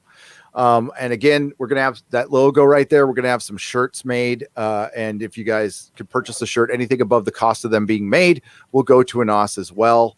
And I'll let you know when that's live. It'll probably be tomorrow at some point. It'll be attached to my video. And again, Anna, thank you for offering to help. I really appreciate that. No problem. Has anyone thought about like telling Nick or Kata about this? He knows. He's He talked does? about it a couple of times, but I do need to talk to him again, and because I don't know what happened, why it initially got dismissed. It sounded to me and to Tom from Midnight's Edge, we talked about this, like the judge just didn't want to deal with it. That's what it sounds like, even with everything with the Vic Mignogna stuff. It just sounded like the judge Yep. was an older Yeah. guy, and he just didn't want. He's like, oh, all these posts from Twitter, I'm not taking it seriously. And I was guilty of that when I first heard about what was happening. I was like, oh, people were just posting stuff on Twitter, and then I actually did my research. I was like, oh, that is very damaging to somebody's career when they're getting fired for a stupid post on Twitter. And Yep, for this happening to him too. Did they throw his case out? they did. Yeah. Yeah. Vic Mignogna's, they Yep. threw his case out. Damn. Yeah. That's fucked. Yeah. It's beyond It's fact. it is, and it's, I mean, no disrespect to Ty Beard, the importance of a very good and knowledgeable lawyer. They're worth every penny. You don't want to. I've talked to a couple of people off the record about Anos's case, and it's winnable. It's absolutely winnable. Oh yeah, So- if he has a paper trail and he can go Yeah. on and they show point by point, hey, I created this day, this year. You can see, they can go back and they can track everything, all of the progress of his work, because creating, a video game is a very intense process. I wouldn't put it past the creators of, Discovery to falsify, their stuff. And it's very easy to do. You just go on Photoshop, switch a couple dates here and there. But, if he can prove it, and if they can somehow get permission to go and, is it, oh, sorry, my dog decided to now go crazy. That's okay. I'll be right back. All right. And I'll read a couple super chats. And you know what? All the super chats from tonight will go towards Anos. I figured you're going to do that. Yeah. So, yeah. Good guy, Gary. He's, I he's try. not nice in person as he appears on live streams. He's very, very mean to me and bullies me a lot. And I'm probably going to hashtag him later. I Kick freaking Gary. Hashtag kick Gary. I happening waffle dare you. Alan Massey for $5. I'm Almost so triggered over the whole waffle thing now. so trigger. Well, so triggered. Belgian waffles. What about Oh, Belgian my. waffles?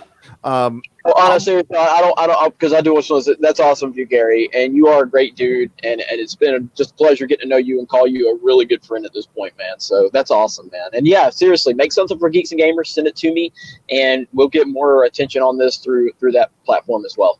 Thanks, man. I really appreciate that. I was going to hit you up, and we're going to get Doomcock in on this and everything, and we'll get the telethon going as well.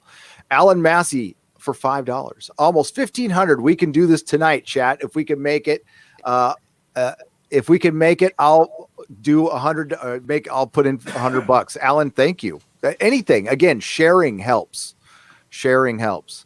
The Price is Right review for $5. I told Jeremy this. The Fandom Menace to me has become the conservatives of entertainment culture in terms of keeping good storytelling, unlike the SJWs. Conservative in, I don't know. I mean, We all have very different Yeah. views and beliefs. I mean, but, if you're talking about like literally conservative, as far as SJW storytelling, it doesn't exist. No, Like it doesn't. because they don't believe in everything about storytelling, about Western civilization. It needs to be I mean, torn down. It needs to be essentially. completely torn down. We're talking all the way back to Greek mythology. That is patriarchy. That's Yeah. oh God, it's so dumb on so many levels. It's almost like when I argue it, it makes my brain hurt. All these things that Western civilization brought you: running water, okay, running Yeah. water for your toilets, and you want to tear that down. Okay, have at it. It's like the People's Front of Judea versus the Judean People's Front in Life of Brian. Yeah. Fuck the Romans, except for their plumbing. That was pretty good. That was pretty good. And the roads. And the roads. Yeah, the roads. Yeah. And the Are you the- aqueducts. Are you the Judean People's Front? This GoFundMe into Google and I can't find it. Uh-oh. It doesn't even pop up. I typed in the exact title. That sucks. Here, I need to share it more. See, I was holding back on it because like I hastily put this together, but I will send you the link. Okay, because like just typing it in, it doesn't show up anywhere on Google. That sucks. It like shows like your videos and stuff and like links to Nerdrotic, but it doesn't show the GoFundMe at all. We'll have to work on that. And there's the link, and you got it in Twitter. Thank you. Thank you. So yeah, Life of Brian, one of the greatest movies ever. Absolutely. Yeah. For chicken fingers, go to Red Flame Diner by 44th West at the corner of Avenue of the Americas, says Carlos A. Smith for $5. We had to have walked by that place like twice, Jeremy. We were walking all up and down. Say that again because my reception was bad though. He said for chicken fingers, next time we're in New York, for chicken fingers, go to Red Flame Diner by 44th West at the corner of Avenue of the Americas, which I'm pretty sure was 6th or 7th. I can't remember. Noted. I mean, I was streaming with Cecil last week. Or when was I streaming? I streamed with Cecil, I don't know, a few days ago after the High Council that I'm never on. And I told him if he has got to contact Rashid, if he can find Rashid, I will drive back to New York for like a weekend so we can do full days of car or cab videos with Rashid. It's worth it. So if I do that, Cecil and I will then go for chicken fingers as well. I think I mean, you can't get any better than that. There's already fan art of Rashid now on I Twitter. saw that. That is so funny. Good luck finding him. What cab company did? Wow. Somebody made a YouTube account of Rashid the cab driver, and the avatar is when he's turned around screaming at me. It's so good. That couldn't have went better. So I definitely can't wait to go back to New York and do some more cab video fly. Yeah, so call Yellow Cab, Jeremy, and ask for Rashid. Go, yeah, can I talk to Rashid? See what happens. Hail Nerdrotic and the rest of the panel, even that Jeremy guy. Quarter Black, I love you and the rest of the crowd are crew. This stream is turtle approved. Shellback. TJ. That's so nice. It is. Yeah, you crowded guys probably don't get, well, you deserve all the love, but you probably don't get a bunch. But you should. Thank you. Comedy's hard. Comedy, that's why Todd Phillips made such a genius film, because he was, he got comedy down, which is the hardest thing to do. Yeah, he's also so right on why he stopped doing comedy. And it's funny because he keeps getting shit from the shill outlets and some of the shill comedians out there saying, "Oh no, comedy's not dead. It's just changed." And it's like, it went to shit. You don't know comedy. It's not funny anymore. Yeah. That's what's changed. Yeah. Yeah. Well, it's not comedy. They're not making jokes. They're basically doing their fucking talking points and trying to be funny about it. There's no punchline. What is it? Quarter Black. Self-deprecation is self-humiliation. Self-humiliation. Plantation Sensation for $2. Sets me correct with Wonder Woman's mom's name, and now that I see it, I remember Hippalachia. Alan Massey for $5. Over $1,500. I have made another 50. Way to go, chat. Gary, my super chats, please put 70% to the campaign if you can. He got screwed. Done, buddy. Done. R. Schaefer, Fandom Menace for $2. Steven Universe is worse than Barbie with agendas. Okay. Barbie with agendas. They should just have agenda Barbie. That's a good one. What that non-binary. That's what that is. Yeah. Oh, It okay. was like Barbie. CEO Barbie. Came out when I was 9. I owned it. Yeah. It's like business savvy Barbie. She had an agenda. Where's construction worker Barbie? They What have about her. deep They have her. sea She was a welder construction Barbie? worker Ken. And there's like a little dog that has a pail. I had them all. I know my Barbies, guys. Oh my God! I was just gonna make a I'm joke. going and to war, Barbie. Mrs. I'm Being going to I'm being war, a smart Barbie. ass. Yeah. Yeah, yeah. They have that too. Yeah. They have an know, I'm Barbie. going to war Barbie. It's not called I'm Going to War Barbie, but they have like her as Like a different military. branches of the military. They even have like a World War II Barbie. They have a World War I Barbie. Disabled These ones vet though, Barbie. they're like the generic ones are more for kids, so they're affordable. The other ones are like really expensive now because if you don't buy them when they come out, they become collector's items. But you can definitely find them. Not Nazi Prisoner Barbie. of war Barbie. I don't know if they have that one. POWMIA Barbie. Yeah. Oh God. Correct me if I'm wrong. Auschwitz Barbie. Oh yeah, that's what I was waiting I've for. had my fingers snipped off. She with already a, looks like that. cigar cutter Barbie. No. Correct me if I'm wrong, but wasn't there a Gray Jedi in Star Wars Rebels show? The same show that Freddie Prinze Jr. played canon on? Yes. Kanan. Insane hippie insane. Insane hippie insane.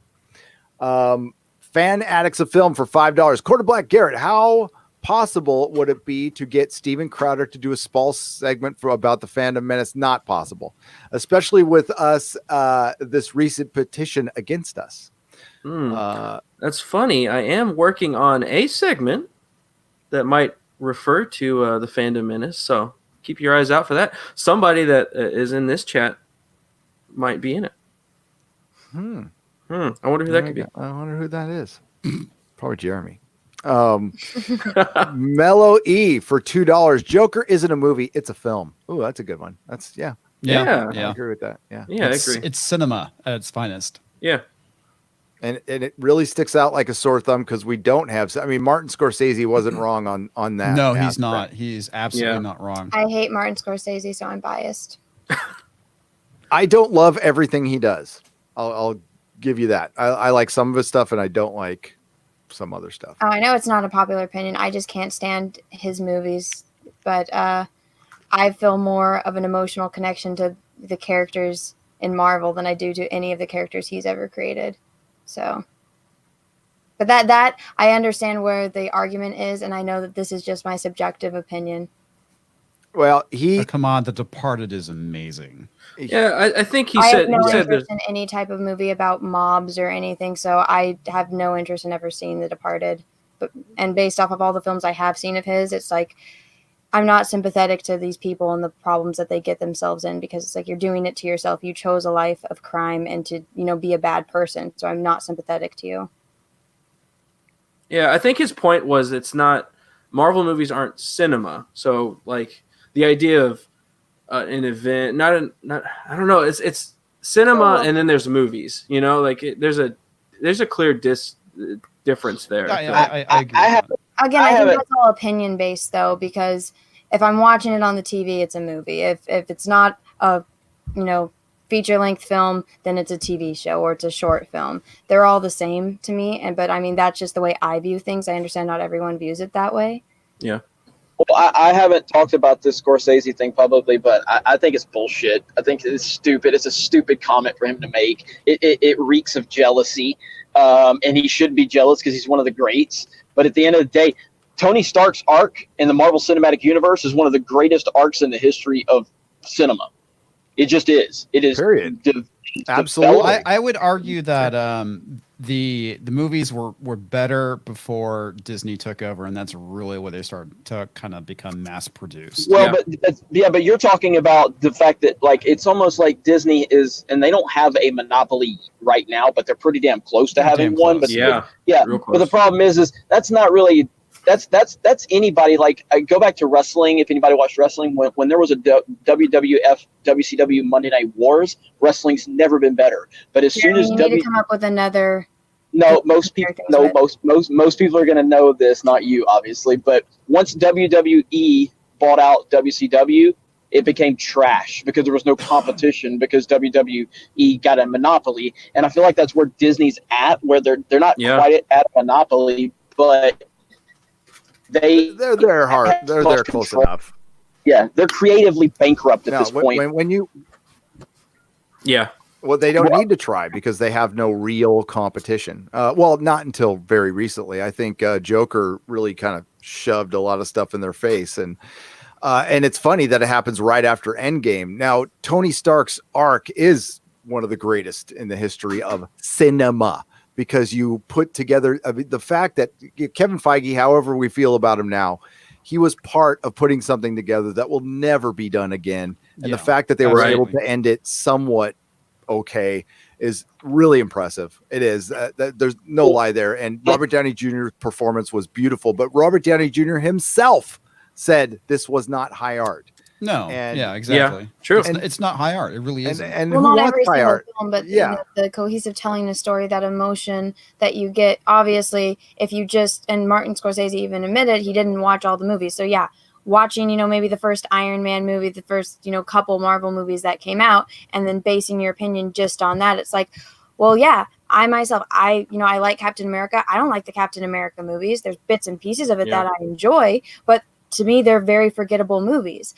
I like seeing them all together, when the big events happens in the Avengers movies. And because of those things that happen prior in those individual movies, it adds more emotion and like depth to everything that happens in those big, event films.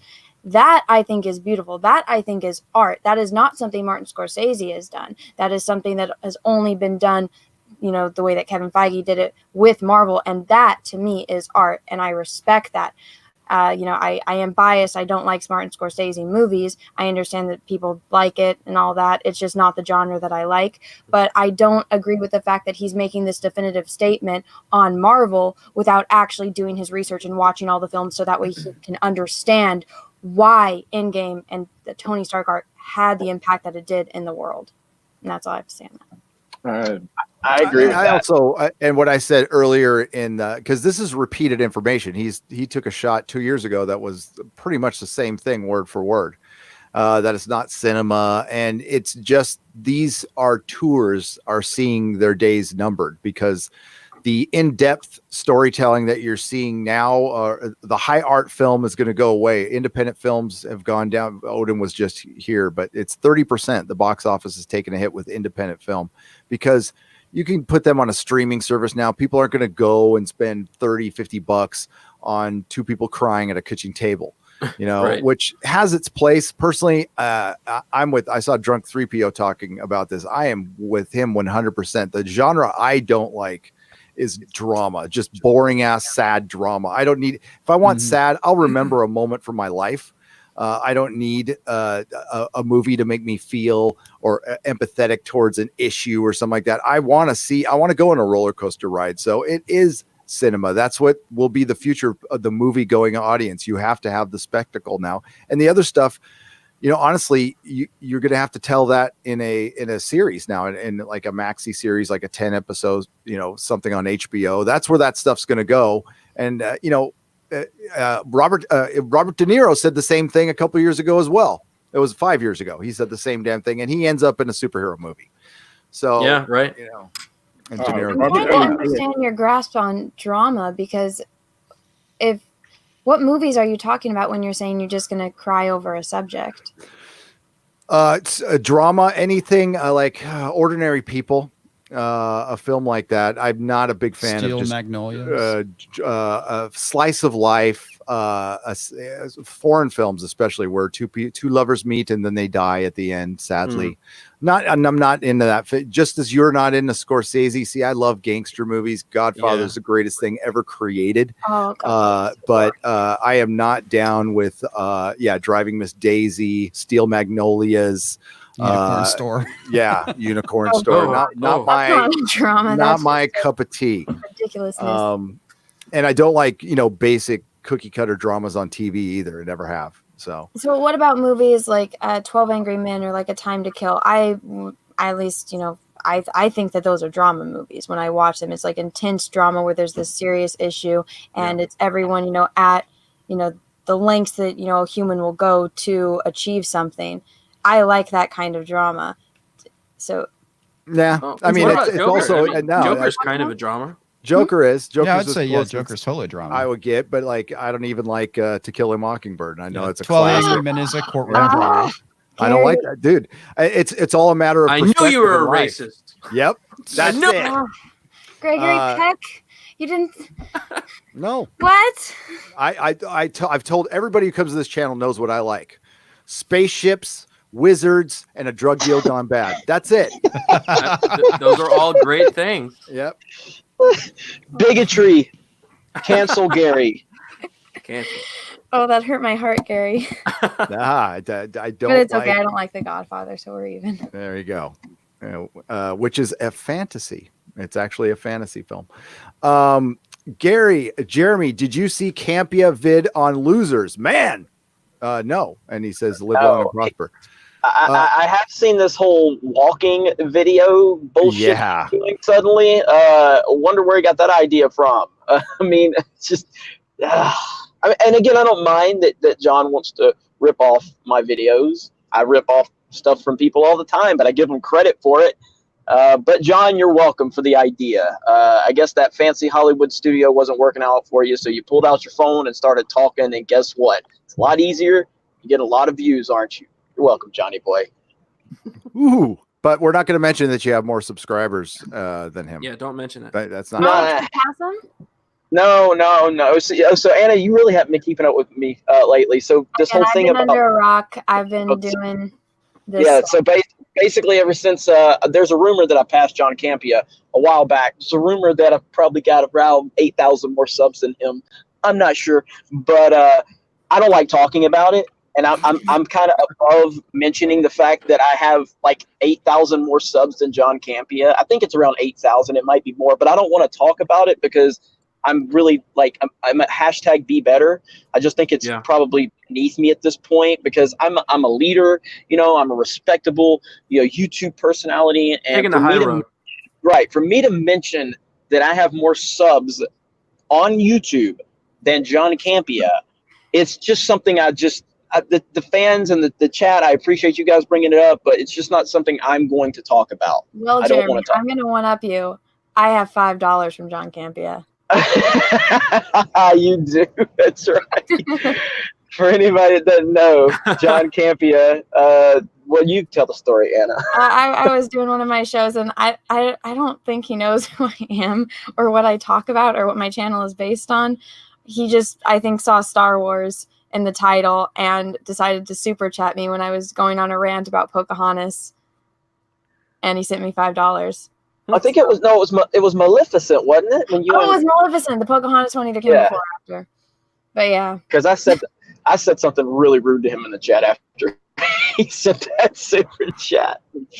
Yeah, that was so funny. But your chat went crazy. They're like, no way. And then people clicked on because people thought it was a fake one. Because lately, Drunk 3PO has been switching his avatar to John Campia's avatar and going on these fake rants. And so people didn't think it was him, and they clicked on it like, holy shit, it's him. And people were like, what the fuck are you doing here, bro? It was really funny. Walked in the wrong room.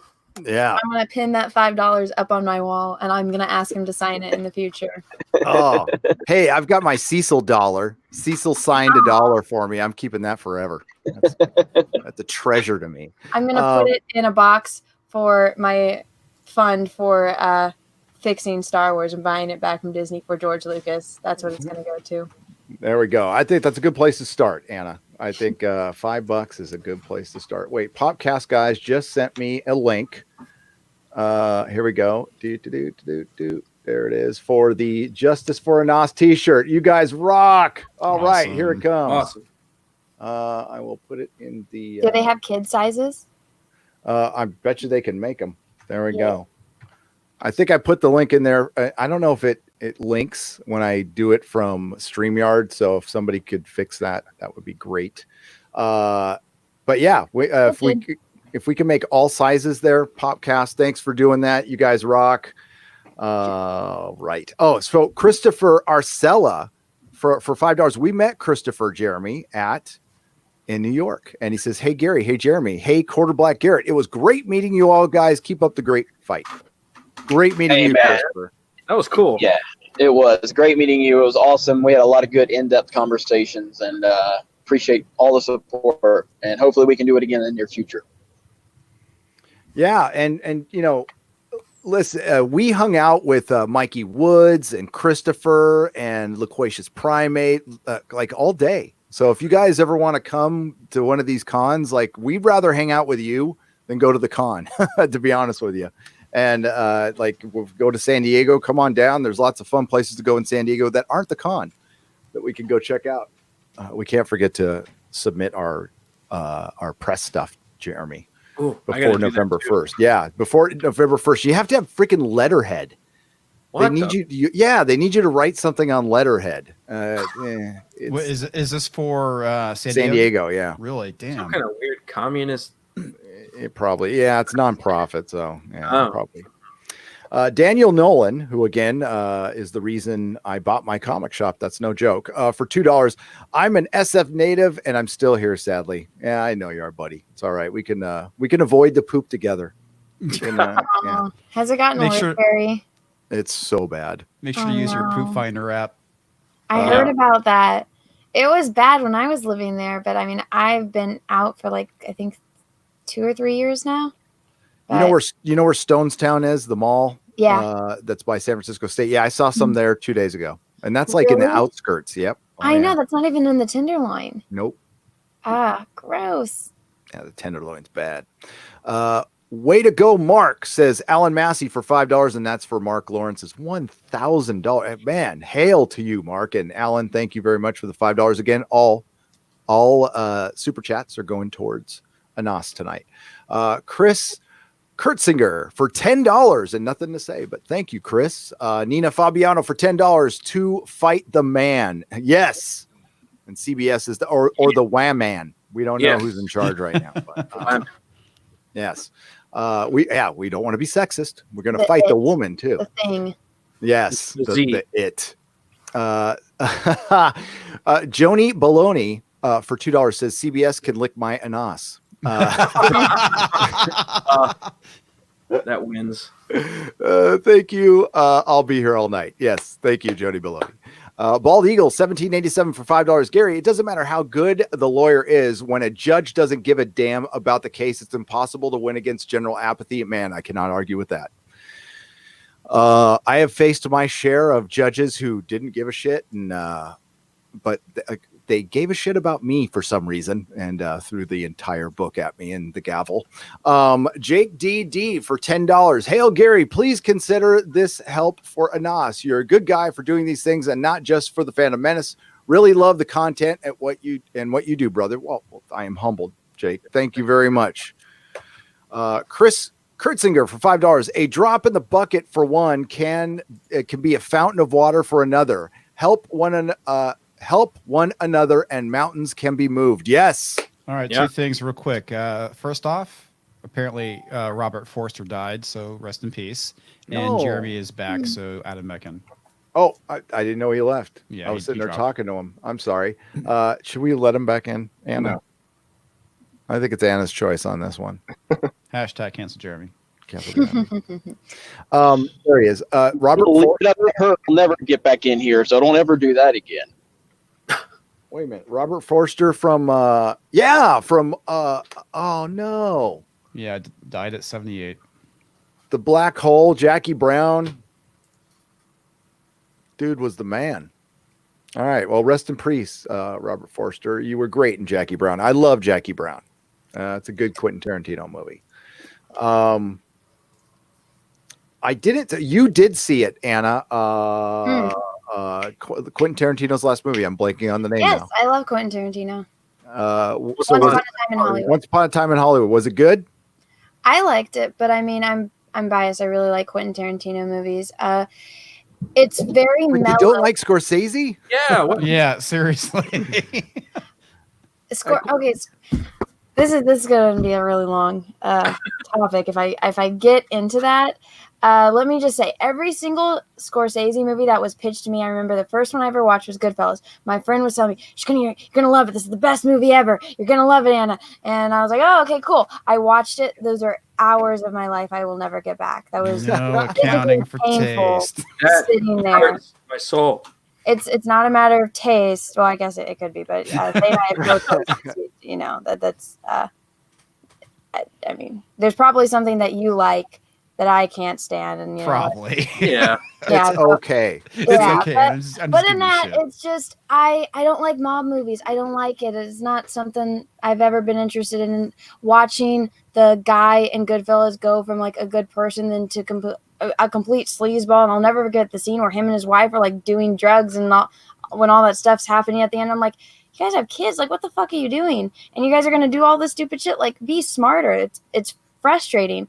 Thing I like about Quentin Tarantino movies and the characters is the ones that usually are the main characters. They're very intelligent and shit just happens, and it's like a spur of the moment thing where they have to act in the moment.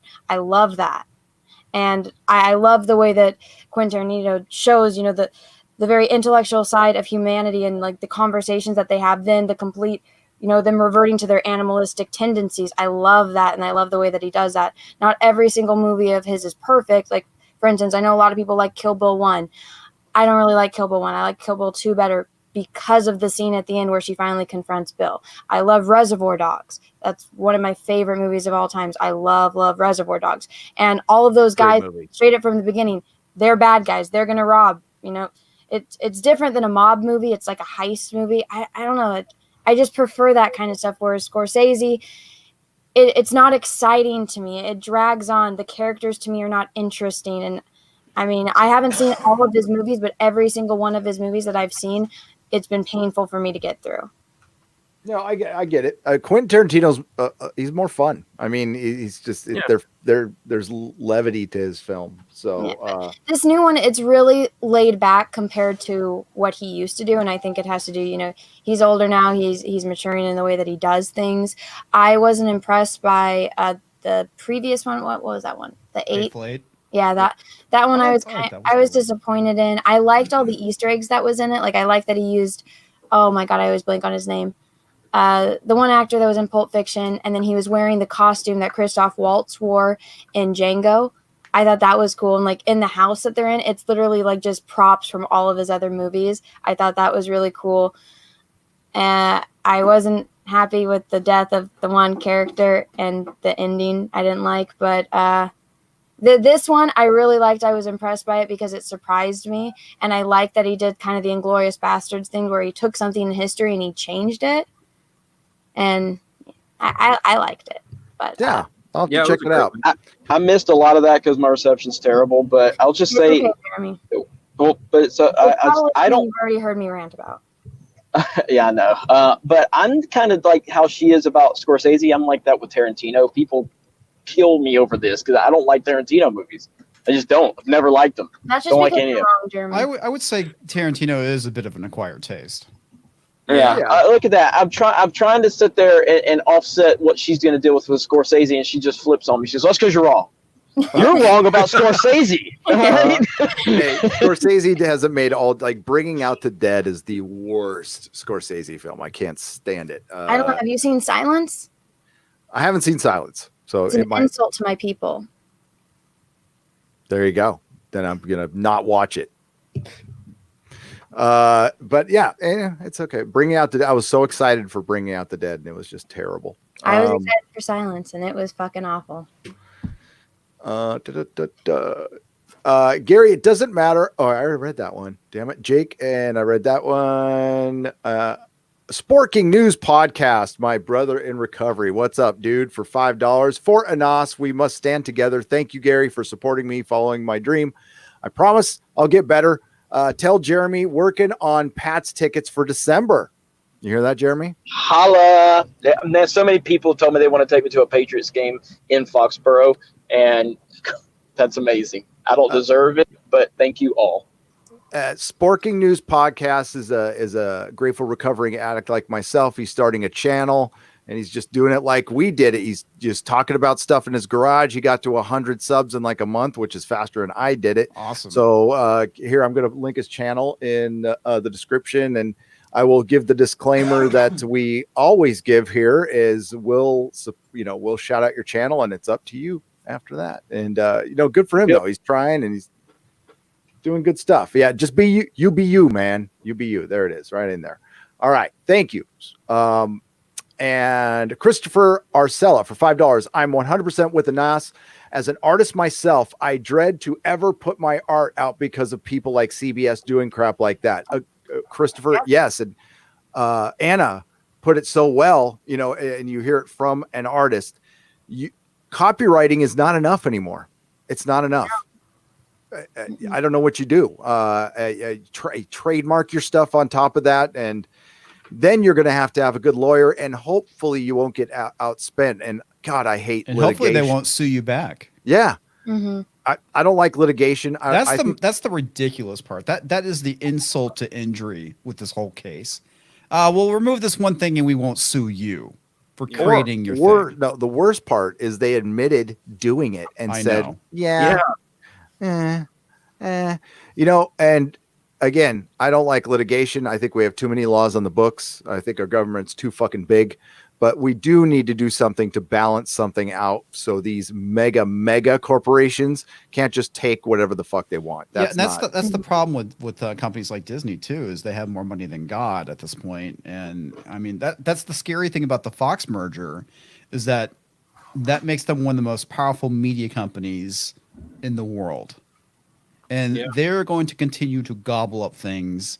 And God forbid that the U.S. government actually throws some antitrust shit at them at some point.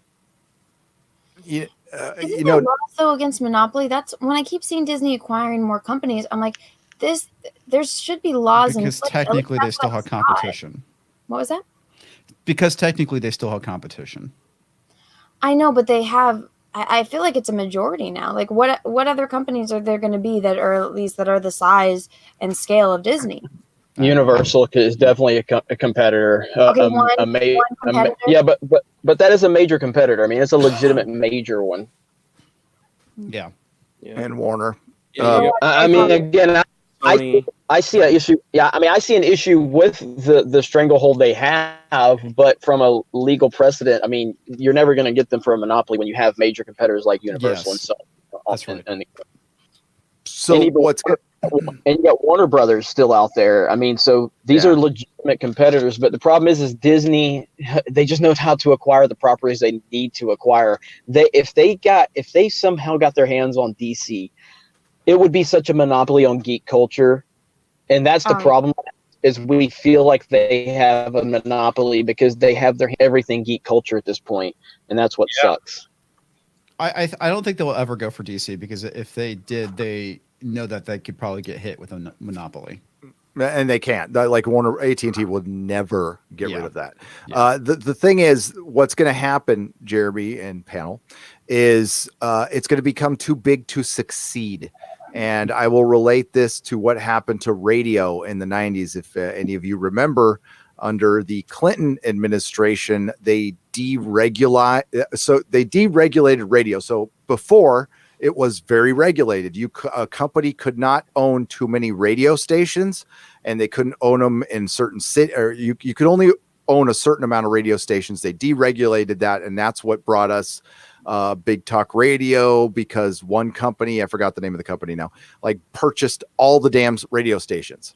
So, and that all of a sudden music, which there used to be payola and music prior to that, but again, the record companies had to send different guys out to Cincinnati and New York to do their payola. When all the radio stations were owned by 2 or 3 companies, all of a sudden it homogenized the content you were getting on your radio, and it really fucked music over like bad. And that's what's led to like music not being the important industry that, you know, guys might not remember. Music used to be the most important genre in entertainment. It used to be it used to make the most money, where all the money was. Yep.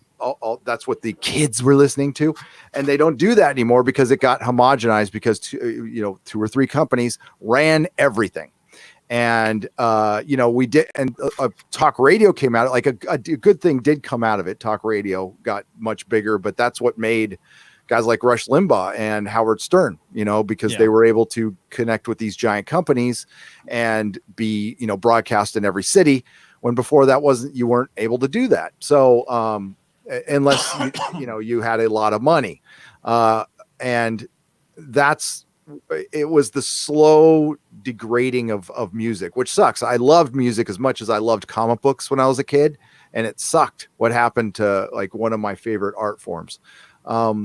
Rose is on the episode 9 Funko boxes, but not on the shelves, says Jonathan Velasquez.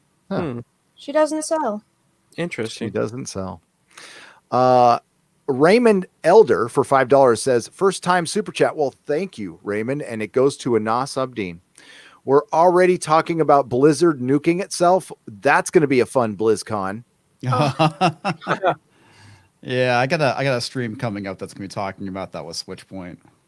Dude, I mean, I know of them through Diablo and BattleNet and how much, how many hours of fun they gave me, but they really fucked up on this one. And Yeah. Apple bent the knee too. They pulled an app. Yeah, that's right. Yeah. That's going to be problems. There's going to be a lot of problems because of that. We'll see. Also the Houston Texans, man. Have you heard about that? No. Not the Houston Texans. It's the basketball team, the team. Rockets. Not Yeah. the Rockets. Thank you. Rockets. Ugh. Sports. But yeah, they've been Sports thinking ball. that's We're losing viewers, sports but you ball. it on that. We Dude. can talk about basketball, not wrestling, Jeremy. Yeah. You know what?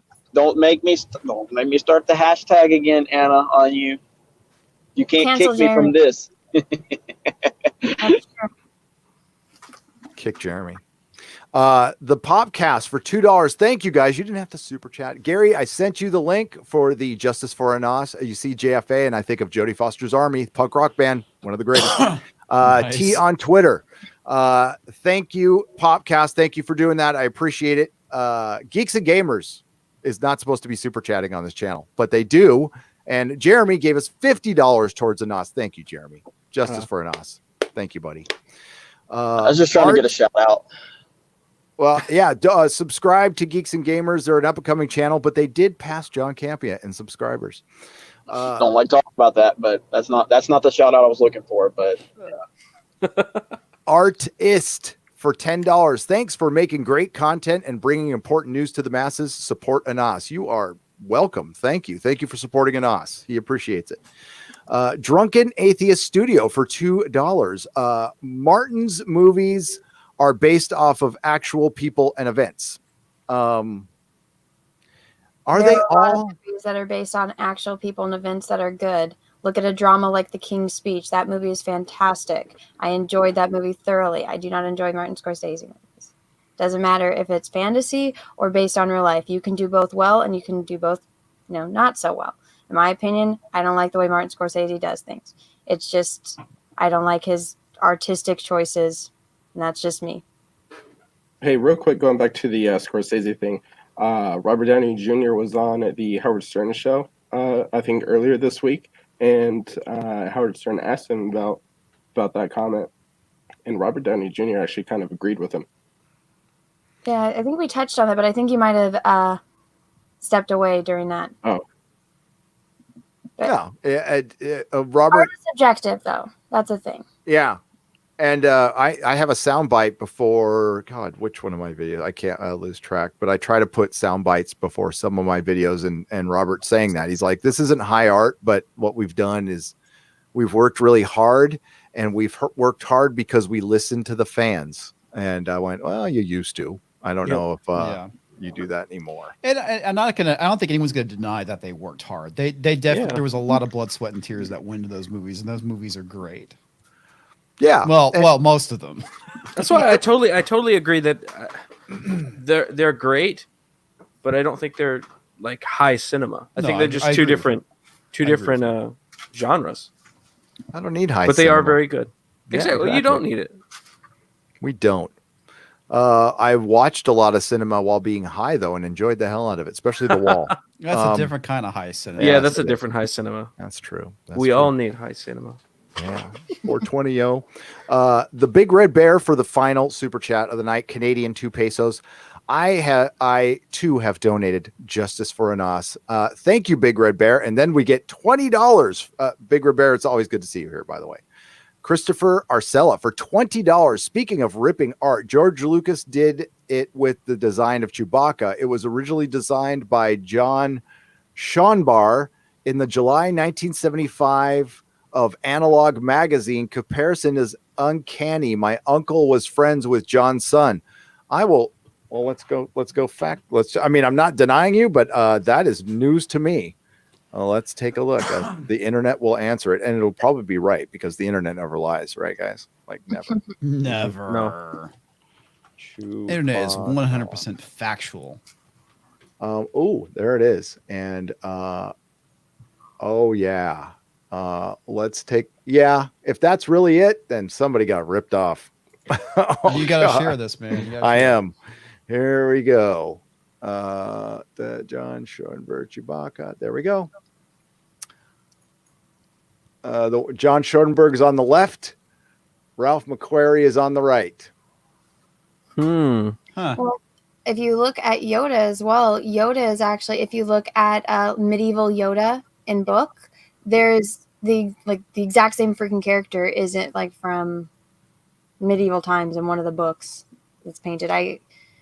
One of the things that I remembered from my art history class from, before the 15th century, just Google medieval Yoda. So people get their inspiration from different places, but it's a little close. Yeah, that's pretty close. It's one thing, especially with the copying bowcaster. the design from like hundreds and hundreds and hundreds and hundreds of years ago, but doing it from somebody that's alive at the same time as you. Yeah. Not cool at all. But we don't know. Maybe they talked. Maybe they worked it out later. And nobody's going to ever question Ralph McQuarrie and his genius. That's the only things that I've kept from Star Wars are the curtains Mrs. Nerdrotic got me and my Ralph McQuarrie portfolios. I will never get rid of those. Do you have McQuarrie action figures? I don't. That would be. I can't buy Star Wars stuff, but I love his designs. Just They're get it so from like beautiful. eBay or like thrift stores or like antique. That's a good stores. idea. Maybe. Yeah, secondhand. Yeah. That would look pretty good on the wall. I have to admit. Look at. Oh, got to refresh. Did we refresh? Dude, you guys are amazing. I am really impressed by this. 2982. We are past halfway there, and we've got some time. So thank you all, and we have reached the end. If I'm going to check real quick. I don't think I've missed any, but if I did, we're doing another one tomorrow. So I will make it up then. KMFS for $10. Hey, Gary, Anna, and friends. Love the Fandom Menace. Wrote a blog post about the Blizzard situation. I know people on all sides of it. Anyone would like to, if anyone would like to check it out, well, email it to me, Gary@nerdrotic.com, and I'll check it out for sure. Yeah, send it to me as well. Comicsdivision@gmail.com. I'd like to check it out. So, wow, we made it to the end, everybody. And thank you very much. Let's go around the horn and do our plug. And we will start out with Fandom Menace YouTube. Noah. Hey, thanks again for having me. I appreciate it. If you guys want. Say that again. Sorry, I hit the wrong thing. I almost knocked you out of there. My bad. Cancel Noah. Wow. Cancel Noah. There. That's what I wanted to do. Right. My bad.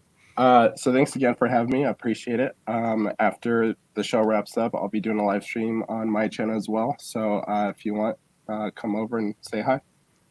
Yeah, we're trying to get your hours up, right? We're trying to get your I got your message, and I will certainly join you sometime on your channel for sure. And we'll get those hours going. Sweet. All right. Quarter Black Garrett. Hey, what's going on? I am Quarter Black Garrett, so you can watch this little show that I'm on. It's called Loud with Crowder. I don't know if anybody knows about it. Nobody's heard of it, man. All right, I tried. So I'm on there. Watch on Thursdays. I'm also doing a show with Mike S. Miller on Monday nights. Nerds of the Round Table. So it's a little fun discussion, kind of like this. And I'm also for Loud with Crowder. I'm putting together a kind of Fandom Menace-esque piece about how SJWs are all infiltrating our pop culture and pushing agendas. So if I want to try to make sure that this does really well, because if it does really well, then maybe we'll do some more nerd-centric stuff over there at Louder with Crowder. So check it out. We will be, just let me know, and we will be shouting that out from all the tallest buildings. I guess Thank I you. don't know. And it Dude, just might. thank you. Just might have Gary and Jeremy in it. Oh, wow, it'd be awesome if we made the cut. Yeah. Thanks, man. And it was great meeting you in New York. That was Man, that was awesome. tons of That that was a lot of panel. fun. Dude, we still got to talk about that panel. We oh do. my god. Oh, That thing was insane. Was it like a diversity panel? it was worse. It was an Antifa panel. Antifa panel. Are you fucking serious? Yes. An Antifa panel. Fighting fascism and fandom is what it was Oh called. my God. What? Some of the Holy most fucking shit. racist stuff was said in that room. It genuinely made me kind of uncomfortable. I was like, this is kind Did of it feel like a cult mentality? yes, Yes. 100% yes. It, I got you've got all the audio, Garrett, and Yep. we'll share it around and get some sound. You guys, if you guys will wait until I get back to town next week, I would love all three of us get together. Yes. Anna, you can join if you want. We can all because I haven't heard any of this audio. I know what you guys have told me, but I would love for us to all get together and react to this. Yeah, man. I'll break it out and we'll all listen to it. Okay. Everything we're fighting for is encompassed in this one panel. I mean, fighting against. Jeez, You know, that is nuts. It is crazy. Fighting fascism in fandom. In Wow. fandom. Yep. It was pretty much all about the Fandom Menace. Oh, I'm sure it was. Yeah. Anna, would you like to plug your channel? Hello, everyone. I'm Anna, also known as That Star Wars Girl, and I have a small channel here on YouTube where I talk about Star Wars. Recently, I've been talking a lot about Barbies because Mattel is losing their freaking shit. And you can subscribe. I do a really fun show with my friends called The Jack Show. This week it is on my channel. It's on Thursday nights, usually around 8 p.m. Pacific Standard Time. But yeah. I don't know what else to say. And the Jack Show is with John Malin and Cecil, right? Yes. So It's, two very good John YouTubers. Malin, Anna, Cecil, Kelsey. So that's The Jack Show. Awesome. Love Cecil. Love John Malin. Great artist. I don't know. This guy, Daddy Waffle happening with a muted mic and a no avatar. Hashtag find Jeremy's avatar. This needs to be trending on Twitter. This is a serious situation. We have already contacted the authorities. We've notified the LGBTQ community. I don't know why we have, just because it seems like they can hashtag stuff very well. This is serious right now, and I need all of your help. Hashtag find Jeremy's avatar. Yes. Where the hell is it? I feel naked right now. Cynthia stole it. It's like a single teat sitting there staring at us. But thank you again, Gary. I love this Friday night show. I love being part of it. I love that we're making it Geeks and Gamers centric. Happy to help out with the Anas situation. Look forward to your video on Geeks and Gamers. And yeah, other than that, just happy to be here. Thank you to everybody, and we'll see you next week. Yeah, thanks everybody. Friday Night Tights has been a lot more. I mean, it was good before, but it's just better with more people. I love this Brady Bunch situation we're doing every Friday. So we'll be back next Friday at 5 p.m. Check out nerdrotic.com for my live stream schedule. Of course, we got the Inquisition with Doomcock, and we'll be reviewing Batwoman one more time, and that's it. I am done after that. Because how bad is it? It's bad. But it's like, it's not all the woke stuff you saw in the trailer. It's just garden variety suck, bad acting, bad writing. It's a CW show, but goddamn, we got like 80,000 views on our freaking 40-minute live stream. So Wow. and that was just the pilot. So it could get more woke when we get to the regular series. But after that is Watchmen, and Doomcock and I are. I mean, I'm not gonna lie, we're gonna eviscerate that show. Oh, please do. Because by the way, before we go, all this bullshit about incels and all that fucking narrative that they were putting out about Joker, but they're not saying a word about the Watchmen, which is way more controversial. Gee, I wonder why. Hot button, yes. Yeah. So, oh God. All right. Well, thanks everybody for being on. Everybody in the chat, thank you so much. Thank you to the mods. Thank you to everybody who donated. We'll refresh one more time before we go. The total we got 3,100. Damn. 3105. Alan Massey, Chris Persia. Thank you. I'll hit up all those names on the live stream tomorrow. I'm gonna name everybody, and thank you. Maybe I'll put you in my video. That's what we'll do. We'll put you in my video, and have a good night. And remember, not all who wander are lost.